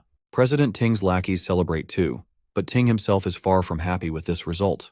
The director then adds that the captains will get management roles in the guild for their leadership and the $1 million cash prize will be split evenly between them. Hearing that, both team leaders are visibly surprised. Chen quietly worries that $500,000 will not be enough to pay off his debt. He needs to find another way to earn the rest of the money and keep his promise to the Mithril Exchange Guild. But that worry might not matter because President Ting openly refuses to accept a tie. He boldly declares that a one-on-one duel will decide the true winner, as there can only be one champion. This sudden challenge is so shocking that it catches the attention of the director and even the vice chairman. Alarmed by his nephew's reckless move, the director urgently tries to talk him into accepting the tie. The older man explains that a tie is the best possible result, especially after his earlier embarrassment. The director assumes Chen will reject the pointless duel, but Chen immediately accepts the challenge on one condition: the winner takes the entire $1 million prize. This unexpected twist is interesting enough to make the vice chairman pause and cancel his departure. With that settled, Chen steps forward to face him directly, ready to settle the score once and for all. Sometime later, Qingzhi tells Si Chen he expected him to take first place, but getting a perfect score was beyond his expectations. Seeing Si Chen all over the news, Qingzhi feels his financial support was a wise choice. He offers to cancel Si Chen's 1.5 million debt, calling it an angel investment in his future. Unwilling to accept handouts, Si Chen firmly states that a debt is a debt and must be repaid in full. Si Chen announces he came to discuss two things, which immediately catches Qingzhi's interest. First, Si Chen requests a one-week extension on his repayment deadline. Because the graduation test ended in a tie, his prize money fell short by 500,000. He reveals his plan to get the rest of the funds, a one-on-one tiebreaker against the other champion, Gong Ting. The duel will happen next week inside a wild devil's cave outside the school. Qingzhi is shocked by this reckless idea, questioning why two students would enter a wild dungeon. He warns Si Chen that it is too dangerous without professional training. Unfazed, Si Chen tells him not to worry and promises to win the remaining $500,000. To make up for the extension, Si Chen promises to hand over all the monster materials he gathers from the cave as interest. Seeing Si Chen's lack of fear and clear focus on his debt, Qingzhi sweats in disbelief. He admits to himself that the young man is truly special. Si Chen casually adds that there is a second, more important reason for his visit. With a serious face, Si Chen bluntly states his final piece of news. Whatever he reveals leaves Qingzhi completely shocked, his mouth dropping open in disbelief. Speechless, Qingzhi stands up and stares at Si Chen in stunned silence. Later that afternoon at Qingshui Middle School, Si Chen's younger sister, Si Yun, celebrates the end of her final exams while her classmates complain about the difficult test. Checking her phone, she happily notes the start of her summer vacation. She suddenly remembers that today is also a big day for her brother. His graduation assessment. She looks at her phone's lock screen, which shows a cheerful selfie of her and Si Chen. 4 years ago, an excited Si Chen burst into the room with his admission letter from the National Awakener University, thrilled that he had elemental potential. A younger Si Yun excitedly asked if he was going to become an awakener like their parents. Full of hope, Si Chen promised to join a top guild, make money, and give her a better life. He also believed that gaining power would let him find the truth behind their parents' disappearance. Si Yun cheered him on, confident her brother would become a strong awakener. In a more recent memory, a sad Si Chen sat at his desk. He worried that he was already a senior and still hadn't awakened his powers, while Si Yun watched him. Noticing her worry, he quickly tried to hide his sadness. Forcing a smile, he told her everything was fine and he just needed to work harder. Si Yun reflects on her brother's journey. Despite working harder than anyone, he was the only student who failed to awaken. She realizes how lonely he must have felt watching his peers succeed, all while hiding his pain to protect her. Her classmate, Zhu Tong, runs up and greets her. Zhu Tong asks if Si Yun has heard the latest news. She reveals that the National Awakener University produced 2 genius graduates this year. Zhu Tong explains that both graduates led their teams to perfect scores and were praised by the vice chairman of the Guild Alliance, making their county famous. Zhu Tong remembers that Si Yun's brother goes to that university and asks about him. Si Yun hesitates, feeling sad about the question. Before she can answer, a pink-haired student interrupts them with a flirty greeting. The boy, school idol Jin Duoxin, smugly tells Si Yun he booked a private room and asks if she is free to join him tonight. Zhu Tong is shocked, asking since when Si Yun knew the school idol. Si Yun just looks very annoyed. Without saying a word to him, Si Yun turns and runs down the hallway as fast as she can. A confused Zhu Tong wonders why her friend is running away, while Jin Duoxin watches her leave. Sprinting home, Si Yun imagines her brother crying in failure while his peers celebrate. Desperate to comfort him, she decides to prepare a big feast to cheer him up. Later that night at their apartment, Si Yun prepares a huge, delicious spread of food with a hot pot and many side dishes. Si Chen is amazed by the feast, asking his sister how she made so much food so quickly. As Si Chen happily eats, Si Yun watches him quietly, full of concern. On the TV, the news broadcasts a report on the graduation test at the National Awakener University. Si Chen continues to enjoy his meal while the news details the visit of Vice Chairman Carl. Seeing him act so cheerful, Si Yun assumes he is just faking it to hide his failure. The news reports a rare dual champion event where 2 students got perfect scores.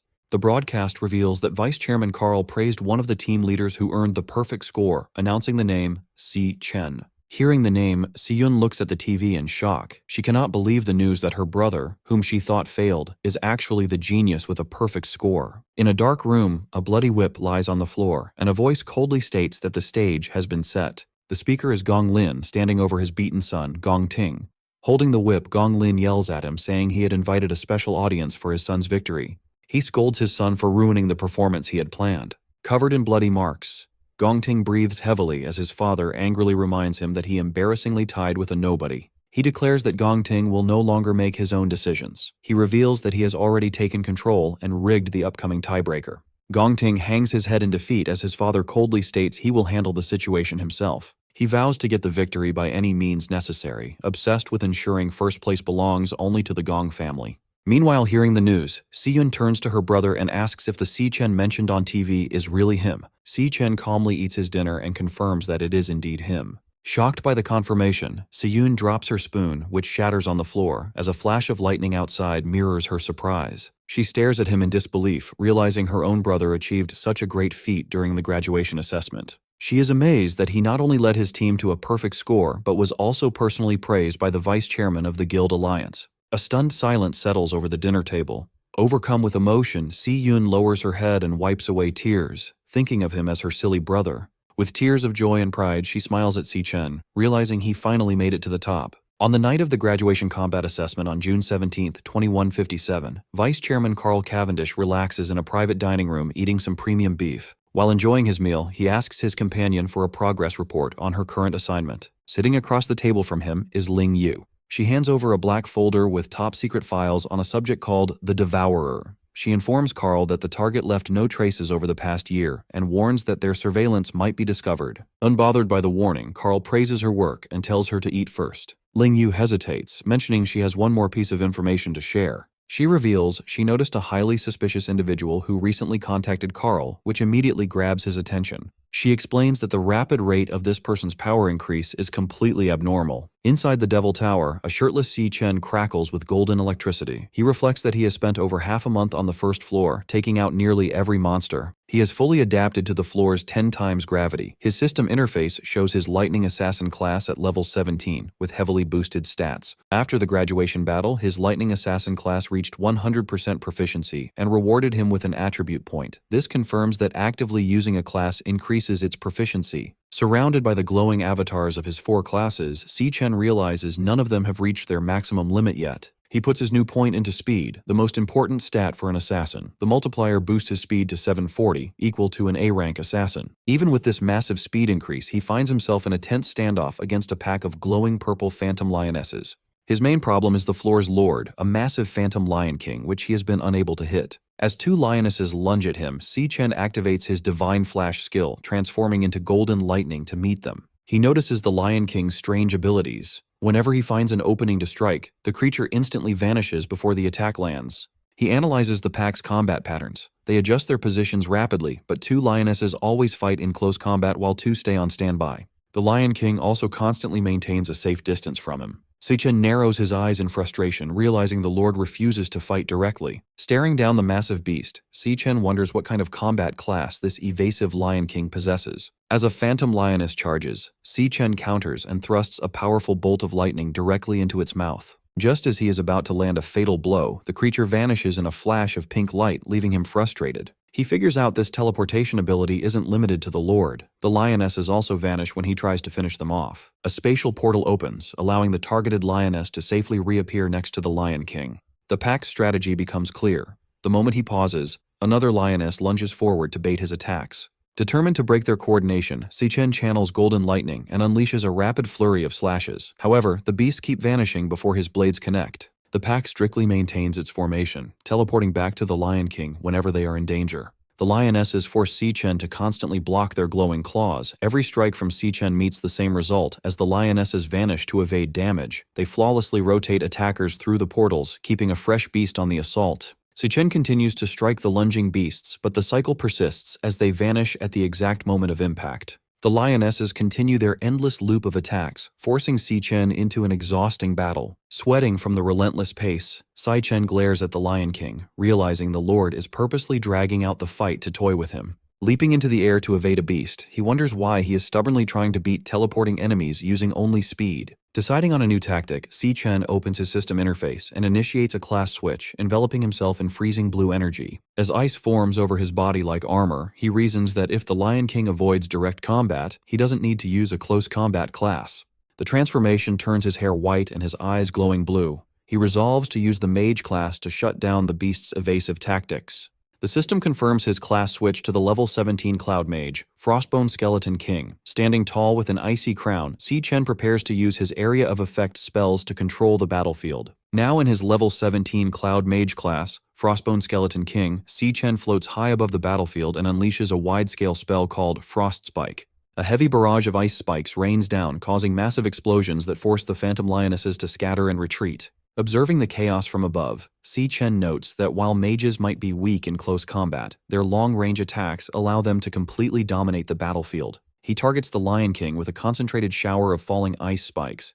Just as the attack is about to hit, the beast uses its spatial ability to vanish. The Lion King emerges from a portal a safe distance away, easily dodging the strike. As the Lion King regroups with the other lionesses, a massive, swirling vortex of icy energy suddenly surrounds them, trapping the entire pack. Si Chen notes that by forcing the beast into his kill zone, he has stopped their hit-and-run tactics. Sensing danger from above, the panicked Lion King looks up to see Si Chen creating a giant sphere of freezing energy called a Frost Blast Bomb. Si Chen coldly states that there is nowhere left for them to hide, leaving the shocked Lion King to let out a desperate roar. Si Chen throws the massive ice bomb downward, detonating upon hitting the ground. The impact covers the entire area in a blinding flash of white light and freezing energy. When the light clears, the devastating power of the spell is shown, leaving the Lion King and its pack frozen solid within jagged pillars of ice. With his targets completely trapped, Si Chen does a rapid class switch, summoning a glowing pink sword into his hand. His eyes glow blue as he confidently declares that the battle on the Dreadspire's first floor is finally over. Using his Stellar Warrior class, Si Chen leaps toward the frozen targets and unleashes a heavy downward strike called Triple Cataclysm.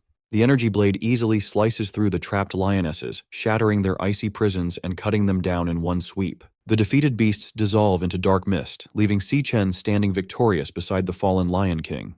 The system confirms his victory. His alias, Ash C, levels up to 24, and he is rewarded with several Phantomane bones and a rare heart. A new prompt appears over the defeated Lion King, showing the boss monster is ready to be devoured. Si Chen stands over the dead beast, gathering a bright light in his hand as he starts the absorption process. His eyes glow red as he focuses his energy on the body, wanting to find out what evasive class the monster used against him. Activating his absorber ability, Si Chen pulls a swirling vortex of dark red energy from the fallen beast into his fist. The energy forms a new system card in his palm, revealing the Lion King's Stellar Tamer class. The card explains its annoying abilities, forcing contracts with other beasts and instantly teleporting them across the battlefield. Examining the Stellar Tamer card, Si Chen reflects that he has never seen a class like this before. This discovery helps him understand why the boss avoided direct combat. He figures out that the Lion King's base stats were simply too weak, forcing it to hide behind its teleporting minions. Reading the card's skills, Si Chen admits that the Stellar Warp teleportation ability is incredibly powerful. He also finds the Stellar Pact ability interesting, though it relies heavily on intimidating the target into submitting. He realizes that to get a contracted beast of his own, he will need to use a very aggressive and terrifying approach. Suddenly, the starry void around him shatters into blinding light, catching him off guard as the environment changes drastically. The illusion breaks completely, revealing the Dreadspire's true first floor, a vast, hot desert of rolling sand dunes. Looking at the barren wasteland and giant skeletons scattered across the sand, Si Chen wonders what disaster caused such destruction. A crackling sound draws his attention to a nearby dune. A vertical rift expands into a fiery portal, signaling that the gateway to the second floor is officially open. Just as he prepares to move, a hostile glare and low growl from the shadows behind him make him quickly turn around. He traces the glowing pink eyes to a large ribcage buried in the sand. Hiding inside is a fluffy lion cub, fiercely growling despite being bound by magical chains. Si Chen is genuinely surprised to find that one little lion managed to survive the battle. Assuming it is the final remaining enemy, he forms a lightning dagger in his hand and prepares to finish the job. As he approaches the hiding cub, he realizes a crucial detail. Since the cub didn't disappear when the Lion King died, it must not be one of the boss's contracted minions. Looking closer at the chains wrapped tightly around the small creature, Si Chen wonders if the Lion King had kept the cub imprisoned there against its will. Staring down at the bound cub, Si Chen gives an intimidating glare, leaving the tiny creature completely terrified. Instead of attacking the cub, Si Chen quickly swings his dagger to shatter the magical chains holding it captive. Freed from its bindings, the little lion falls safely onto the sand. Si Chen turns away, calmly stating that he is giving the cub its freedom back. As he prepares to leave, Si Chen asks the cub if this ruined place used to be its home. The tiny lion shakes off the dust as it watches him. With a sympathetic look, Si Chen reflects on the tragedy of watching loved ones die and seeing everything you care about destroyed. The cub stares at him as Si-Chen admits he knows exactly what that pain feels like. Walking toward the portal, Si-Chen advises the cub to stay alive and keep moving forward, announcing it is time for him to head to the next floor. Suddenly, a glowing system interface appears beside his face showing a beast contract request. Since the beast started it voluntarily, the success rate is 100%.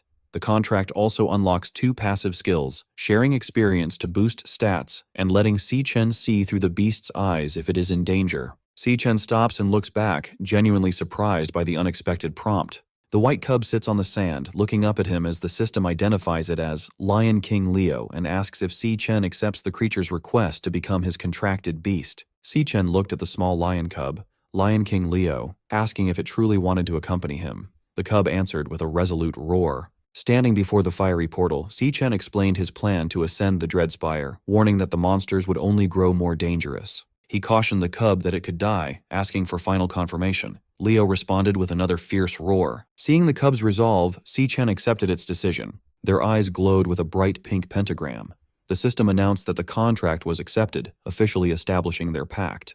The system displayed the Stellar Tamer class and Stellar Pact ability, which allowed forced contracts based on deterrence, but the beast would die if the master perished. 2 passive skills were activated. One boosted the beast's stats and shared its experience, and the other granted the master the beast's vision if it was in danger. Finally, Stellar Warp unlocked, allowing him to teleport to or summon the beast. With their bond formalized, Si-Chen smiled and declared it was time to move. The energetic cub bounded alongside him. Approaching the vortex of flame, Si-Chen gave Leo one rule. During a fight, its only focus was to survive. Si-Chen then stepped through the fiery threshold. They emerged onto a rocky cliff in a vast subterranean landscape filled with molten rock and pillars of liquid fire. Sweating heavily, Si-Chen remarked on the scorching heat, feeling as though the intense temperature could melt him. As they explored, Leo peered over a molten chasm. Si-Chen admitted he had no idea what to expect, but a disturbance near the lava suddenly startled the cub. A blinding light erupted. Si-Chen's instincts flared, his eyes glowing red as he instantly sensed a massive threat. Before he could brace himself, a devastatingly fast attack blasted straight through his chest. Si-Chen bolted upright in bed in the real world, gasping and clutching his chest. He realized he had been instantly killed before seeing his attacker, baffled by its nightmare-level power. Still trembling from the phantom shock of death, he wondered what kind of monster lived on the tower's 2nd floor. His dread was interrupted when his sister, Si-Yun, called from outside his door that breakfast was ready. At the table, Si-Chen stared at a lavish breakfast of ramen and fresh fruit. He told Si-Yun, who was packing her bag, that she had made too much food. Munching on toast, Si-Yun instructed him to wash the dishes and reminded him to hang the laundry later. Watching her put on her sneakers, Si-Chen asked where she was rushing off to on her summer break. She replied she was heading to a summer job. Concerned, Si-Chen reminded her that he was handling their finances and she didn't need to work. Si-Yun smiled, explaining that with his recent success, she refused to be left behind. She added that doing nothing all summer sounded terrible, then cheerfully reminded him to do his chores and left. Following his sister's instructions, Si-Chen washed the dishes and hung the wet laundry in the living room. Finishing his chores, he reflected that his sister had always been like this. Looking at a framed photo of them, he admired how tough and unshakable she remained. Ironically, even though she wasn't an adult, he often felt she was the one looking after him. His thoughts darkened toward his looming responsibilities. Once his school affairs were settled, he had to confront the Demon King Wrath. This battle would keep him away from Si-Yun for a long time. Recalling her smile, he admitted she was the only person he couldn't stop worrying about. Suddenly, an idea struck him. Pressing his fingers to his temple, he wondered if a certain experiment might work. His eyes glowed pink as he channeled his abilities. A portal materialized, and Lion King Leo tumbled out, landing safely in the room. Si-Chen stared in disbelief. He was amazed he could pull his contracted beast out of the Dread Spire and into the real world. The energetic cub quickly made itself at home, darting around the living room and playfully shredding tissues. Looking at his system interface, Si-Chen formed a plan. He could command Leo to protect his sister during his absence. Thanks to his passive skills, if she was in danger, he would share the beast's vision and teleport to her rescue. Knowing Si-Yun adored animals, he recalled her happily petting strays. Watching his beast, Si-Chen smiled, confident that gifting her a little lion cub was a perfect idea. A loud crash from the kitchen interrupted his thoughts. Startled, he went to investigate. Hoping Si-Yun would like her new pet, his confidence evaporated when he saw the kitchen. The cub had caused absolute chaos, shattering plates and gnawing on the faucet. Outside in the city at sunset, a surge of dark energy destroyed a security camera on a utility pole, leaving the area unmonitored. Beneath it, a bleeding man clutched an ice blade and retreated in terror. He pleaded with his unseen attacker as a massive demonic claw manifested before him. The demonic claw lunged forward, brutally impaling the man through the chest. His eyes widened in horror as glowing crimson tendrils hoisted him into the air. A terrifying system interface appeared, displaying a loading bar that coldly indicated the man was being devoured. Elsewhere, an exhausted Si-Yun walked home with bags from her summer job. She sighed in relief, her feet destroyed from the bubble tea summer rush. Her route took her into a dim underpass. Unbeknownst to her, she walked directly beneath the recently destroyed security camera. As her footsteps echoed, a sudden presence made her stop. She turned in surprise as someone from the shadows coldly announced that she was finally there. Waiting in the dark underpass, Jin Duoxin holds a large bouquet of red roses, showing he has been waiting a long time for her. He steps into her path to offer the flowers. He mentions she left school too fast to hear his invitation, adding that he booked the entire top floor of Purple Peak Tower for them tonight. Looking at the flowers, Si-Yun asks how he knows her address. Jin Duoxin proudly credits his father, the city hospital director, saying finding such minor details is easy for him. Unimpressed, Si-Yun coldly replies that they are from different worlds. She tells him not to look for her again and walks away. Annoyed, Jin Duoxin grabs her arm to stop her. He complains about the effort it took to book the venue and angrily asks if she really plans to stand him up and humiliate him in front of his guests. Si-Yun glares at him, saying she doesn't care about his reputation. She then calls him out, telling him it is creepy that he stalked her all the way home. Triggered by being called creepy, Jin Duoxin loses his cool. With a dark expression, he threatens her, warning that she doesn't know who she is talking to or what he could do. Before he can finish his threat, Si-Yun swiftly counters and delivers a hard headbutt to his face. The impact sends him crashing to the ground, crying out in pain as he holds his bleeding nose. Standing over him, an angry Si-Yun yells at him to get his head checked at his father's hospital. Fuming, she walks away, warning him to stay away while complaining that his pathetic stunt ruined her day. Later that evening at her apartment building, a warm light shines from her family's window, offering a stark contrast to the dark alleyway. Upon arriving home, Si-Yun is amazed when she is given the fluffy white lion cub, Leo. Her eyes sparkle with instant adoration. She eagerly snuggles the tiny beast, completely in love, and excitedly asks her brother, Si-Chen, where he found such an adorable creature. Si-Chen introduces the cub as Leo, explaining he is a special gift for her. Overjoyed, she marvels at the fact that she gets to keep a baby lion. As Leo purrs in her arms, Si-Yun notices a strange detail. She wonders why the tiny cub already has a big mane, since normally only adult male lions grow them. She quickly ignores the mystery, declaring she will get him registered in the morning.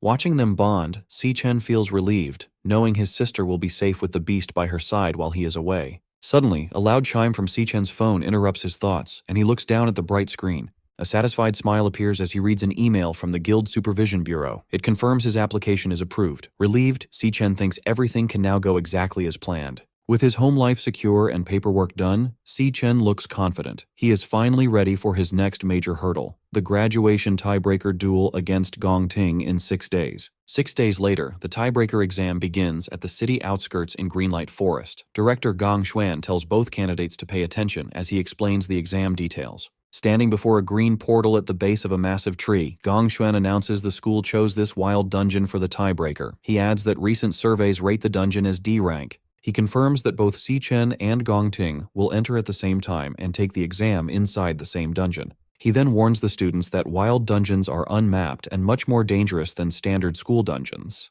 Because of this risk, 3 senior guild members from Easternia will join as examiners. They will enter the dungeon with the candidates to keep them safe and score their performance. The team includes Ivan from the Imperial Guild, Yasmin Kai from the Divine Eye Guild, and Sato Woda from the Silver Guild. Gong Xuan explains that the final scores will be decided by what these 3 examiners see. Meanwhile, a live video feed of the exam is shown in a dark VIP room at the academy. Watching the screen, Gong Lin smirks. He silently hopes the 3 examiners handle their secret deal properly, ensuring a clean job with no loose ends. In the same room, Principal Yuan Long asks Vice Chairman Carl Cavendish why he is still at the academy since his official schedule ended 2 days ago. Carl laughs, watching Si-Chen and Gong Ting on the screen. He replies that nothing is more interesting than this event, admitting he hasn't seen 2 real prodigies fight in years and refuses to miss it. Pointing toward the green portal, Director Gong Xuan loudly declares the official start of the graduation tiebreaker exam. With fierce determination, the match between Si-Chen and Gong Ting begins. Without hesitation, both candidates walk directly into the glowing portal. Si-Chen steps out on the other side, covered in the lingering green energy of the portal. He looks around his new surroundings, finding himself in a gloomy, dark landscape filled with dead trees. Standing near the entrance, the examiners take in the eerie environment. Yasmin notes it looks like a flower-type dungeon. Beside her, Yvonne offers a cigarette to Sato, who shushes him, reminding him they are working and the camera drone is recording. Suddenly, a loud buzzing sound echoes in Si Chen's mind. He looks in shock as a bright red flashing hologram projects from his chest, painting his face in a red glow. The system flashes a large alert, warning him that a highly dangerous creature is nearby. Stunned, Si Chen realizes this is the first time his demon heart has ever issued such a serious warning. Soon the system alert abruptly vanishes, leaving Si Chen wondering if a high-ranking monster truly lurks inside this mere D-rank dungeon. He and Gong Ting continue their trek down a desolate path framed by massive, gnarled roots and twisting branches. Gong Ting confidently takes the lead, navigating the foggy terrain, while Si Chen follows closely behind. Observing the candidates from a high ridge, Yasmin notes the fog's suffocating thickness. Beside her, Sato Woda orders the examiner team to stay on high alert and keep their eyes glued to the examinees. A loud crack abruptly shatters the tense silence as the rocky ground violently ruptures before the students. A grotesque, massive insectoid creature bursts from the earth, identified by the system as a poison cage ant, a D-rank flower archer. Reacting instantly, Gong Ting unsheathes his katana and charges aggressively at the towering beast. Watching this swift response, Ivan praises the young man's exceptional reaction time. However, Sato Woda cautions that wild dungeon monsters are faster, crueler, and far more underhanded than anything used in school training. The poison cage ant initiates its attack by firing a toxic volley of glowing green projectiles, but Gong Ting agilely deflects every strike with his swift blade. With a fluid, powerful motion, Gong Ting leaps into the air and slices the monstrous insect cleanly in half. As the ant's severed upper torso crashes heavily to the ground, Gong Ting's blade flares with intense golden energy before he thrusts it straight through the fallen creature.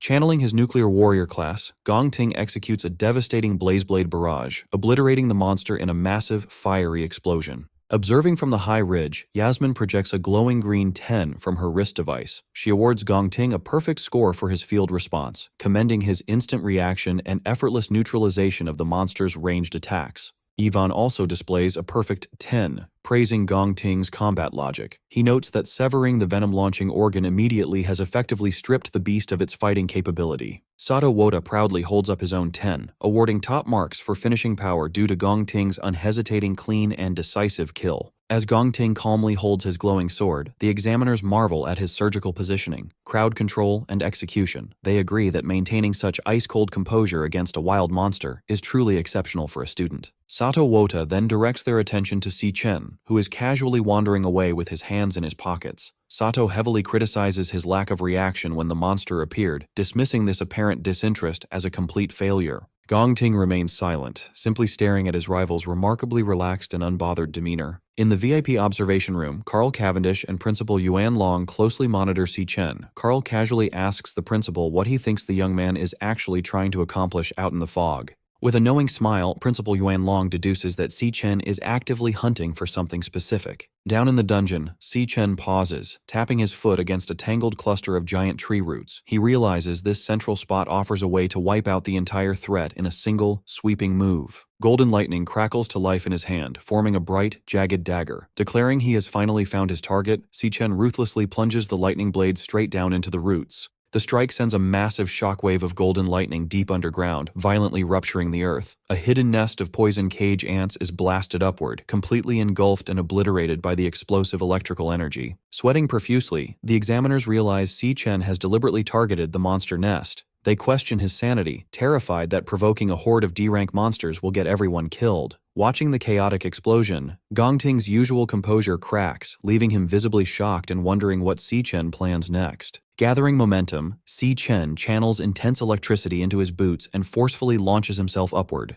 Tapping into his lightning assassin class, he activates his flash god skill, rocketing into the sky as a blinding streak of golden light. Moving at incomprehensible speeds, Si Chen intercepts the swarm of poison cage ants launched by his explosive trap. He unleashes a rapid, relentless flurry of slashes against the airborne monsters. Darting between targets mid-air, he leaves behind a zigzagging web of golden lightning, systematically shredding the entire cluster of beasts in seconds before gracefully descending back to Earth. As Si Chen touches down, the severed remains of the D-rank monsters rain from the sky while golden lightning slowly dissipates from his hands. Up on the ridge, the three examiners are completely dumbfounded. Sweating in disbelief, Sato Woda struggles to process the spectacle. As Si Chen casually casually brushes green monster blood off his jacket. The examiners realize in shock that his official school report lists him as a mere E-rank awakener. They find it utterly absurd that an E-rank student can effortlessly wipe out a massive swarm of D-rank monsters. Realizing they cannot logically justify giving such a flawless performance a low grade, the compromised examiners frantically whisper among themselves. Desperate to fulfill their corrupt deal to sabotage Si Chen, they consider inventing unfair excuses, like flagging his approach as dangerously reckless or penalizing his technique. Back in the VIP observation room, Carl erupts into boisterous laughter, praising Principal Yuan Long for accurately predicting that Si Chen is hiding his true potential.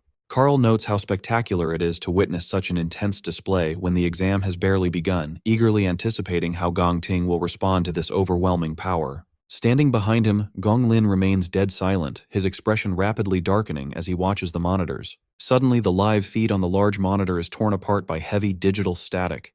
The image glitches wildly before going entirely blank, replaced by a stark red warning indicating a lost signal. Principal Yuan Long furrows his brow, staring at the dead monitor and questioning aloud why the transmission is cutting out yet again. Outside the dungeon entrance, rapid warning beeps blare from the monitoring equipment. A technician frantically types at his console as the system flashes a critical alert regarding a severe signal anomaly.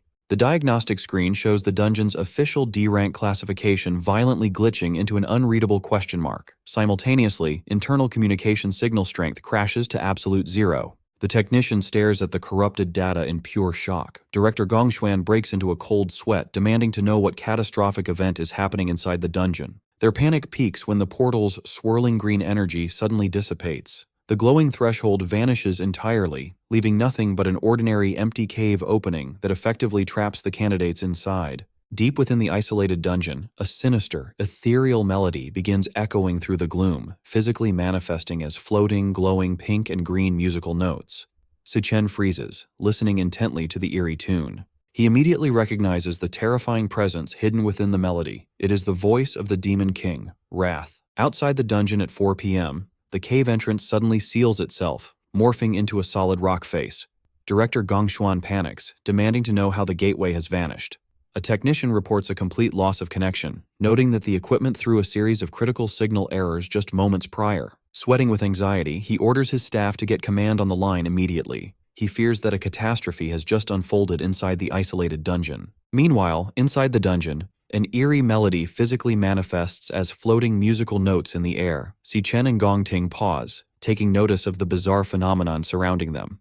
The examiners are equally confused by the sudden shift in the atmosphere. Yasmin Kai asks the others if they hear the noise, and Sato Wota confirms that it sounds like strange music. Feeling the heavy rhythmic thuds of the melody, Si Chen grows deeply alarmed. He immediately recognizes the sound as the voice of the Demon King, Wrath. He desperately wonders why Wrath is present in this low-level dungeon, knowing the Demon King is not supposed to appear for another 3 years. Suddenly, the Demon Heart system bombards Si Chen with severe high-danger alerts. He tenses up, realizing the interface is screaming at him about an imminent, lethal threat. As heavy thuds shake the ground beneath him, Si Chen realizes that something massive stands right behind him in the fog. A sinister laugh echoes through the cavern as a towering, shadowy figure approaches through the thick mist. Visibly shaken by the overwhelming presence, Sato Wota wonders what kind of monster hides in the fog, just as 2 glowing eyes pierce the gloom. The creature steps into view, revealing itself as a grotesque humanoid mantis monster radiating dark energy. Glaring down at the group, it sinisterly welcomes the humans and declares that they have walked right into its trap. Stunned to hear the creature speak, Sato Wota realizes that a monster capable of forming words must be at least a high-tier C-rank beast. He frantically questions how such a powerful entity can possibly exist inside a D-rank dungeon. Fearing the high-level monster will slaughter the students, Sato summons a massive, glowing axe and leaps forward to intercept it. He urgently orders everyone to get behind him for protection. Before Sato can even land his strike, the mantis demon counters with blinding speed. In a single, brutal motion, it swings its scythe-like appendage and cleanly severs Sato's entire arm. As the other examiners freeze in horror, the mantis demon instantly vanishes and reappears directly behind Gong Ting. Raising its bloodied scythe, it mocks the group, telling them to curl up and accept their fate. With a sickening thud, the monster ruthlessly drives its blade straight through Gong Ting's shoulder and out of his chest, commanding the young man to die.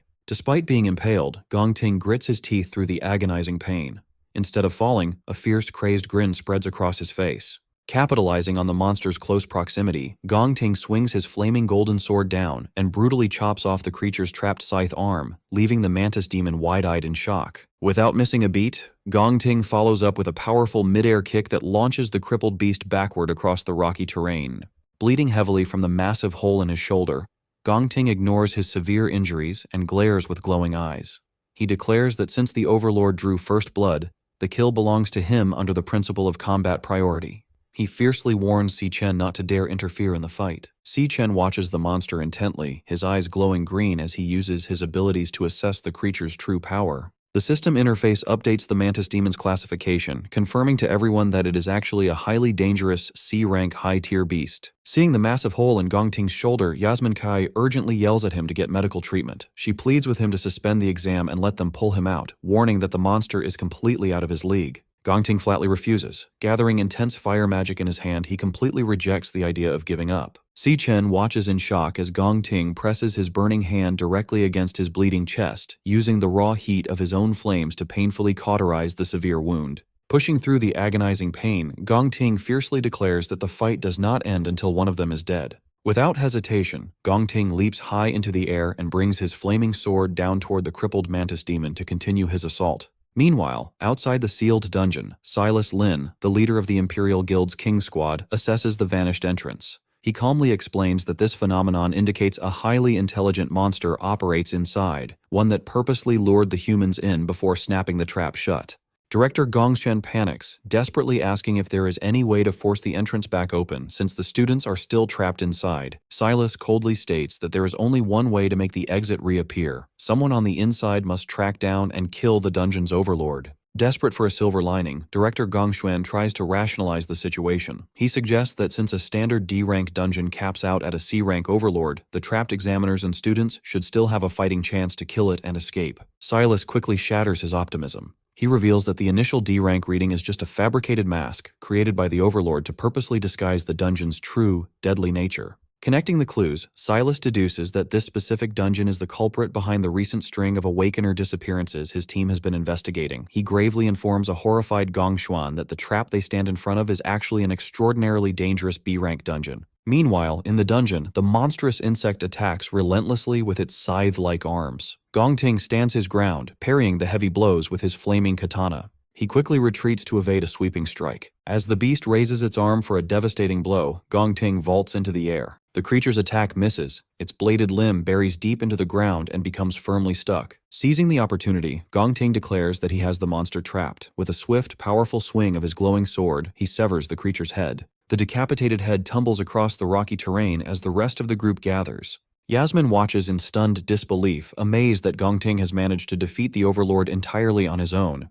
She admits that his strength is genuinely formidable. Nearby, Ivan channels a green healing aura into Sato Wota's injured arm, asking if he is recovering. Sweating, Sato expresses his gratitude for the timely intervention. However, Sato's relief vanishes as he checks his smartwatch. He alerts the others in a panic that his device has lost its signal, leaving them completely isolated. Yasmin and Ivan immediately check their own gear. Yasmin confirms her connection is gone, while Ivan grimly notes that every signal, including their compass positioning system, is completely dead. Sato panics, demanding to know when the camera drones went offline. Gong Ting looks back at him in confusion. Suddenly, the headless mantis monster stands back up. Without warning, the decapitated creature lunges straight at a shocked Gong Ting. Si Chen instantly intervenes, unleashing a flurry of golden lightning strikes that slice the creature into pieces. The system confirms the kill, awarding him experience points. Still reeling, Gong Ting demands to know how the monster kept moving after he cleanly chopped off its head. Si Chen calmly explains that the mantis was never the true overlord. It has been hypnotized the entire time, allowing its body to fight even after death. He urgently orders the examiners and Gong Ting to leave the dungeon immediately, warning that any of them could be the next target. Defensive, Gong Ting questions how Si Chen could possibly know that. Sato angrily accuses Si Chen of losing his mind, insisting there can only be one C-rank overlord in the dungeon. He argues that the high-tier monster they just fought has to be the boss, as nothing else makes sense. Before Si Chen can argue further, his system floods his vision with critical warnings of a highly dangerous creature. Suddenly, a massive, pulsing wave of psychic energy sweeps through the cavern. Caught in the blast, Yasmin, Ivan, and Sato's eyes begin to glow with a sinister pink light as the true Overlord's hypnosis takes complete control of their minds. Realizing his warning has come too late, Si Chen quickly activates a wireless earbud. He immediately recognizes the distinct pulsating sound wave. In his past life, he witnessed the Demon King, Wrath, use this exact frequency to seamlessly hypnotize and slaughter millions of ordinary humans across the globe. He turns to see Yasmin, Ivan, and Sato perfectly synchronized, marching forward in a mindless trance. Convinced that the dungeon's true overlord is directly connected to Wrath, Si-Chen coldly resolves to face the creature head-on. As he follows the hypnotized examiners deeper into the dark cavern, Si-Chen's system continuously bombards him with warnings about highly dangerous creatures ahead. The group soon arrives at a massive, eerie lair filled with glowing green egg sacs, where towering dark serpents guard a central, cloth-draped figure. Si-Chen remains completely unaffected by the monster's alpha frequency thanks to the counter-frequency audio track playing in his earbud, a precaution he prepared specifically for Wrath. However, knowing the unprotected examiners could drop dead from the mental strain at any second, he decides to kill the overlord immediately. The sinister entity senses their arrival, its voice echoing through the cavern as it hungers for their fresh flesh. Si-Chen glares back coldly, ready to fight. In a flashback to years ago, an exhausted and bloody young Gong Ting stands over his brother Gong Cheng after brutally beating him with a broken wooden stick. Watching the violent scene, their father, Gong Lin, coldly congratulates 8-year-old Gong Ting on his victory. Sitting comfortably at a fancy dining table, Gong Lin explains the family's harsh rules.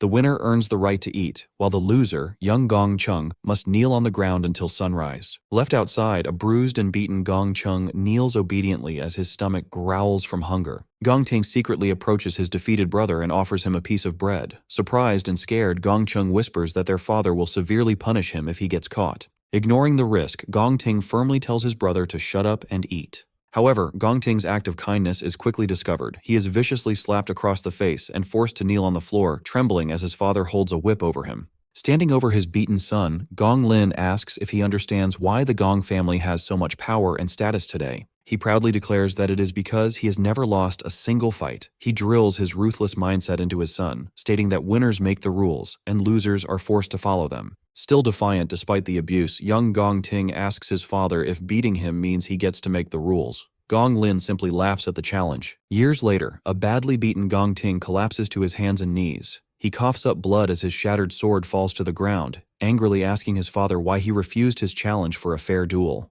He demands to know why his father ordered Silas Lin to step in and attack him instead. Unbothered, Gong Lin smirks and explains that his true strength isn't just in his own hands, but in the power and authority he commands over others. Looking down at his defeated son, he says that the world does not run on fair rules. Instead, it runs on one simple truth: you must win no matter what. He continues to drill into Gong Ting that the method doesn't matter, only the final result. As a member of the Gong family, he is expected to always be number one, even if it means throwing away his family, his loyalty, and his own dreams. Gong Lin coldly finishes his lecture, stating that winning is the only reason Gong Ting is allowed to live. These harsh words echo back to Gong Ting's childhood, permanently scarring him with the belief that his survival depends entirely on always winning. Back in the present, the group stands in front of the massive hidden monster overlord. It is surrounded by a nest of giant snakes and glowing green egg sacs. Si-Chen remains completely unaffected by the creature's mind control magic because he prepared a special audio track in his earbud, expecting to face the Demon King Wrath sooner or later. Knowing the hypnotized examiners have no protection and could die from the mental strain at any second, he decides to kill the beast immediately. Right before he can attack, Gong Ting suddenly grabs his wrist and desperately whispers for him to stop. To break free from the monster's mind control, Gong Ting roughly digs his fingers right into his own severe chest wound, spilling fresh blood onto the floor. Breathing heavily from the intense pain, he admits he doesn't know how Si-Chen resisted the trance.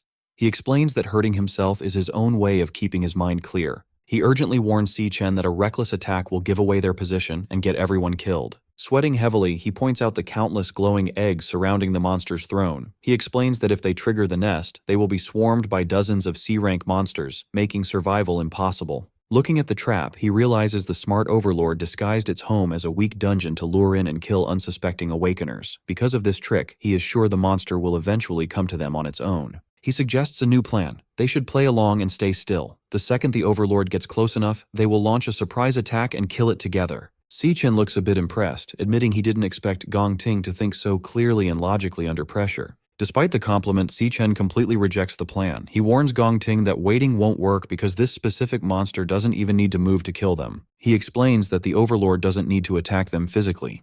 With just a single thought, it can force anyone under its spell to kill themselves. Just as he says this, the hypnotized examiners prepare to end their own lives. Sato pulls out a saw, Yasmin points her gun at her head, and Ivan begins choking himself. Acting instantly, Si-Chen uses his lightning speed to strike all 3 examiners, knocking them safely unconscious before they can hurt themselves. The sudden movement catches the Overlord's attention. Realizing its prey is fighting back, the monster angrily declares that its food has been ruined. Reacting to the threat, the Overlord triggers the glowing green egg sacs, causing them to violently burst open. Dozens of dangerous C-rank blade arm mantises crawl out of the eggs as the Overlord orders the swarm to kill the intruders. As the deadly horde surrounds them, Gong Ting realizes their stealth plan is ruined and decides it is time for an emergency backup plan. Drawing his sword, he steps firmly in front of the unconscious examiners. He orders Si-Chen to grab the 3 adults and escape the dungeon, promising to hold off the monster swarm all by himself. Si-Chen is completely surprised by Gong Ting's selfless choice to sacrifice his own life for their safety. Gong Ting admits he knows he can't defeat the entire swarm of C-rank monsters alone. However, he firmly states that he can at least buy Si-Chen enough time to run away with the others. Clashing his flaming sword against a charging mantis, Gong Ting yells that he is taking responsibility. He blames himself for demanding the tiebreaker duel and dragging everyone into this deadly trap. The overwhelming physical strength of the monster's strike overpowers Gong Ting, easily knocking him backward. Stabbing his sword into the ground to stop himself from sliding, a panting Gong Ting stubbornly insists that since the situation is entirely his fault, he has to be the one to fix it. Si-Chen steps forward, admitting that he had completely misjudged his rival's character. As his system starts a class switch, he reminds Gong Ting that he wasn't the only one who agreed to the duel. Fully transforming into his level 24 Lightning Assassin class, Si-Chen summons a glowing blade of golden electricity. Surrounded by the swarm of mantis demons and the giant overlord's buzzing aura, Si-Chen channels his golden lightning and confidently announces that he has a plan.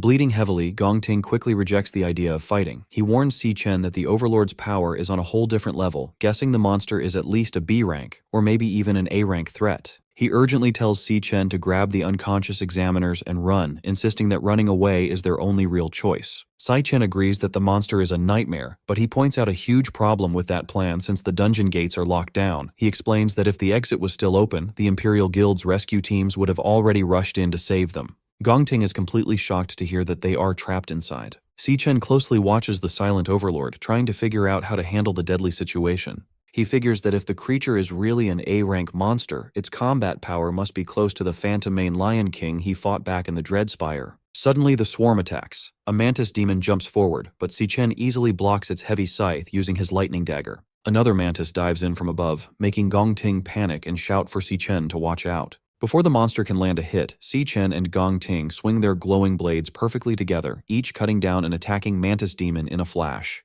A moment later, a huge swarm of mantis demons screeches and charges right at them. Holding his bleeding chest, Gong Ting grits his teeth, realizing that with so many monsters coming at them, it is only a matter of time before they are completely overwhelmed. Ignoring the terrible odds, Si-Chen focuses his energy. Tapping into his Lightning Assassin class, he forms several crackling blades of electricity in his hand. With a quick move, he shoots out a wave of golden lightning blades, piercing right through several charging beasts all at once. Not stopping there, he activates his Flash God skill. Moving at blinding speed, he rushes straight into the swarm, easily cutting off the heads of multiple monsters in a single dash. Gong Ting watches this crazy show of power in total disbelief, thinking it should be impossible. He knows that the assassin class naturally has very weak base strength, making them almost useless against large groups of enemies.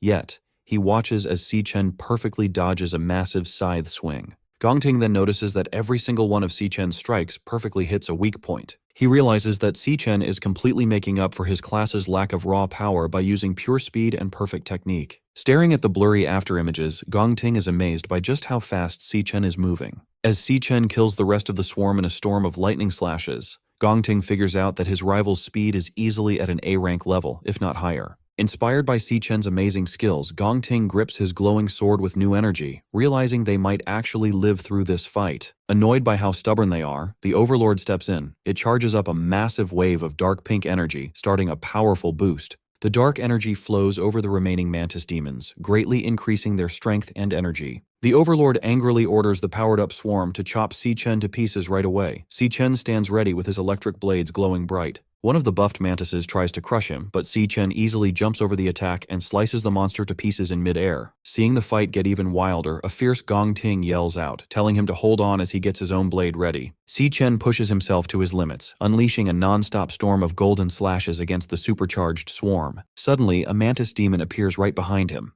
Relying on his crazy speed, Si Chen vanishes just in time to dodge the deadly strike. He reappears and instantly fights back with a rapid storm of close-range slashes, but his attacks fail to cut through the creature's tough new armor. The angry mantis hits back with a heavy blow. Si Chen blocks the strike but gets pushed far back by the sheer force of the hit. Panting heavily, he realizes that the Overlord's boost has pushed every single stat of these monsters right into the B-rank level. He notes that their shells have become as tough as solid iron, making it impossible to easily stab their weak spots, so he figures they need a way to completely break the armor first. Behind him, Gong Ting shouts his thanks, knowing Si Chen has bought him the time he needs. Abandoning his speed, stamina, and elemental control without hesitation, he pours every remaining ounce of power into pure strength. Flames erupt around his sword in a massive exploding pillar, Leah. Later that evening in the rental apartment, Ju Tong arrives with bags of groceries and apologizes for taking so long to buy the drinks. Si Yun, with Leo resting on her shoulder, tells her not to worry since her brother is not back yet anyway. Ju Tong is surprised to hear that he is still out. Ju Tong asks if Si Yun's brother knows she passed the Art Academy exam. Si Yun replies that she has not told him yet, but she did let him know she had huge news to share. Figuring he is just running late, she suggests they start without him. Just then, Si Yun holds up an empty jar and realizes they have run out of garlic sauce. She tells Ju Tong to wait at the apartment while she and Leo make a quick run to the store, adding that she will grab some snacks so they can celebrate properly. Shortly after, Si Yun finishes her shopping at a local convenience store and heads back outside. As they walk, Leo happily eats some food while hiding inside her backpack. Si Yun smiles and calls him a little angel for being so quiet the entire time. She warmly praises the cub for being a good boy and promises to buy him cookies next time. Without Si Yun knowing, she is being watched from a nearby alley. A man standing with a hooded partner holds a picture of her and reports over his radio that he has found their target. He then asks if they should attack. A voice over the radio tells him to wait and follow her until she is out of range of the street cameras. The man confirms the order and keeps watching. As Si Yun walks home, the sound of heavy footsteps follows closely behind her. The stalkers match her pace and start to close the distance. Knowing that the men have been following her since she left the store, Si Yun wonders what exactly they want from her. Hidden inside her backpack, Leo lets out a warning growl. Si Yun gently holds him and asks the cub if he senses the danger too. She whispers for Leo to stay hidden inside.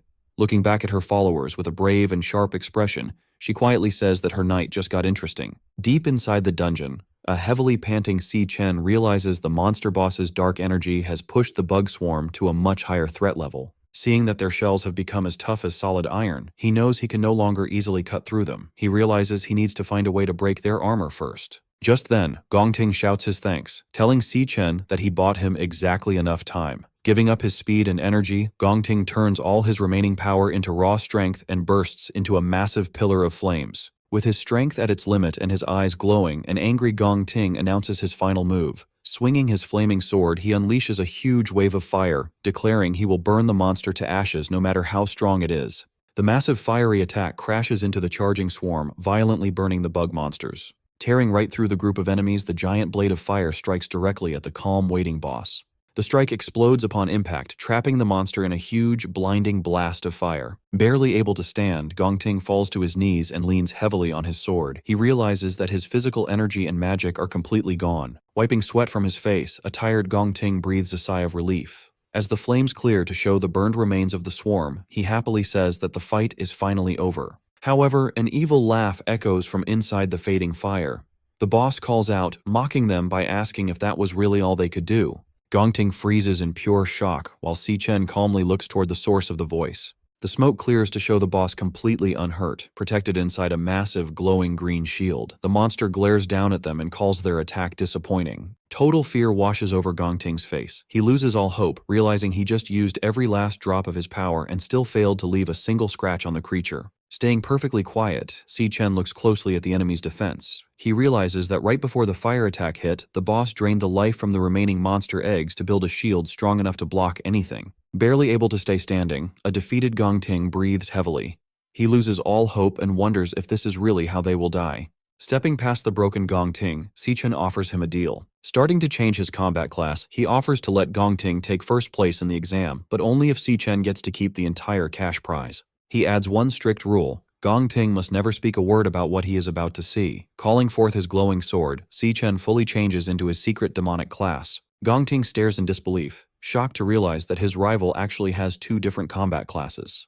Without warning, streams of glowing pink energy begin to violently pull themselves out from the dead bodies of the bugs. He activates a special skill that drains the leftover energy and strength from the nearby dead bodies, turning it directly into his own power. A massive pillar of pink energy bursts around Si Chen as his power levels rapidly shoot up to new heights.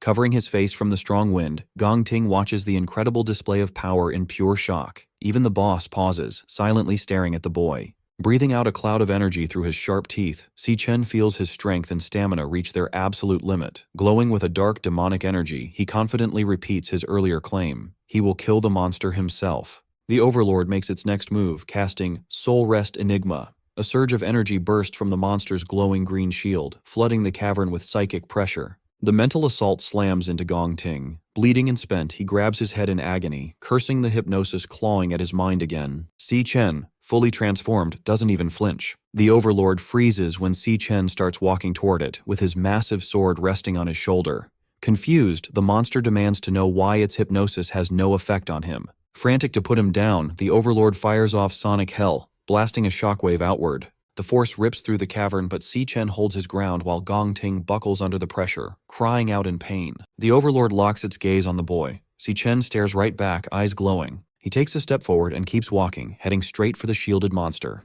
Panic hits the Overlord. It stammers, unable to understand how its attack did nothing. The Overlord commands its summons to tear Si Chen apart, and a massive shadowy serpent lunges at him. Si Chen grips his glowing sword and with one brutal swing splits the serpent's head in two. The beast crashes to the ground.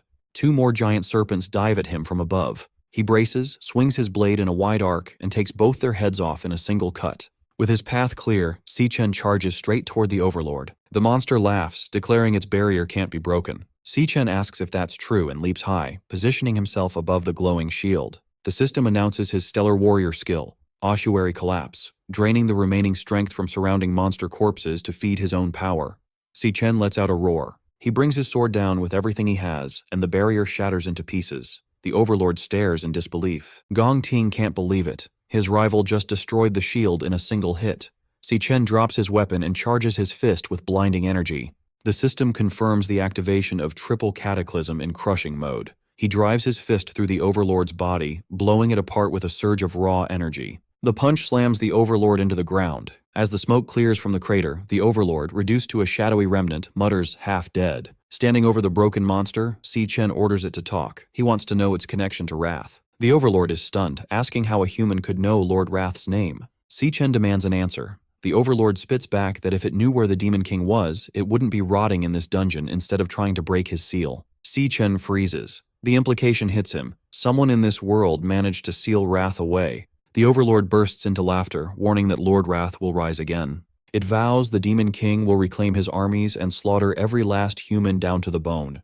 The Overlord's core ruptures and dissolves into the air. Si Chen reaches out as the system activates, devouring the monster's glowing green essence. The system confirms the absorption, granting Si Chen a new Flower Mage class called Phantom Sorcerer, equipped with the Overlord's psychic attacks and barrier skills. His level jumps to 25, and he earns 3 rare black-scale snake galls. Reviewing his new class, Si Chen connects the dots.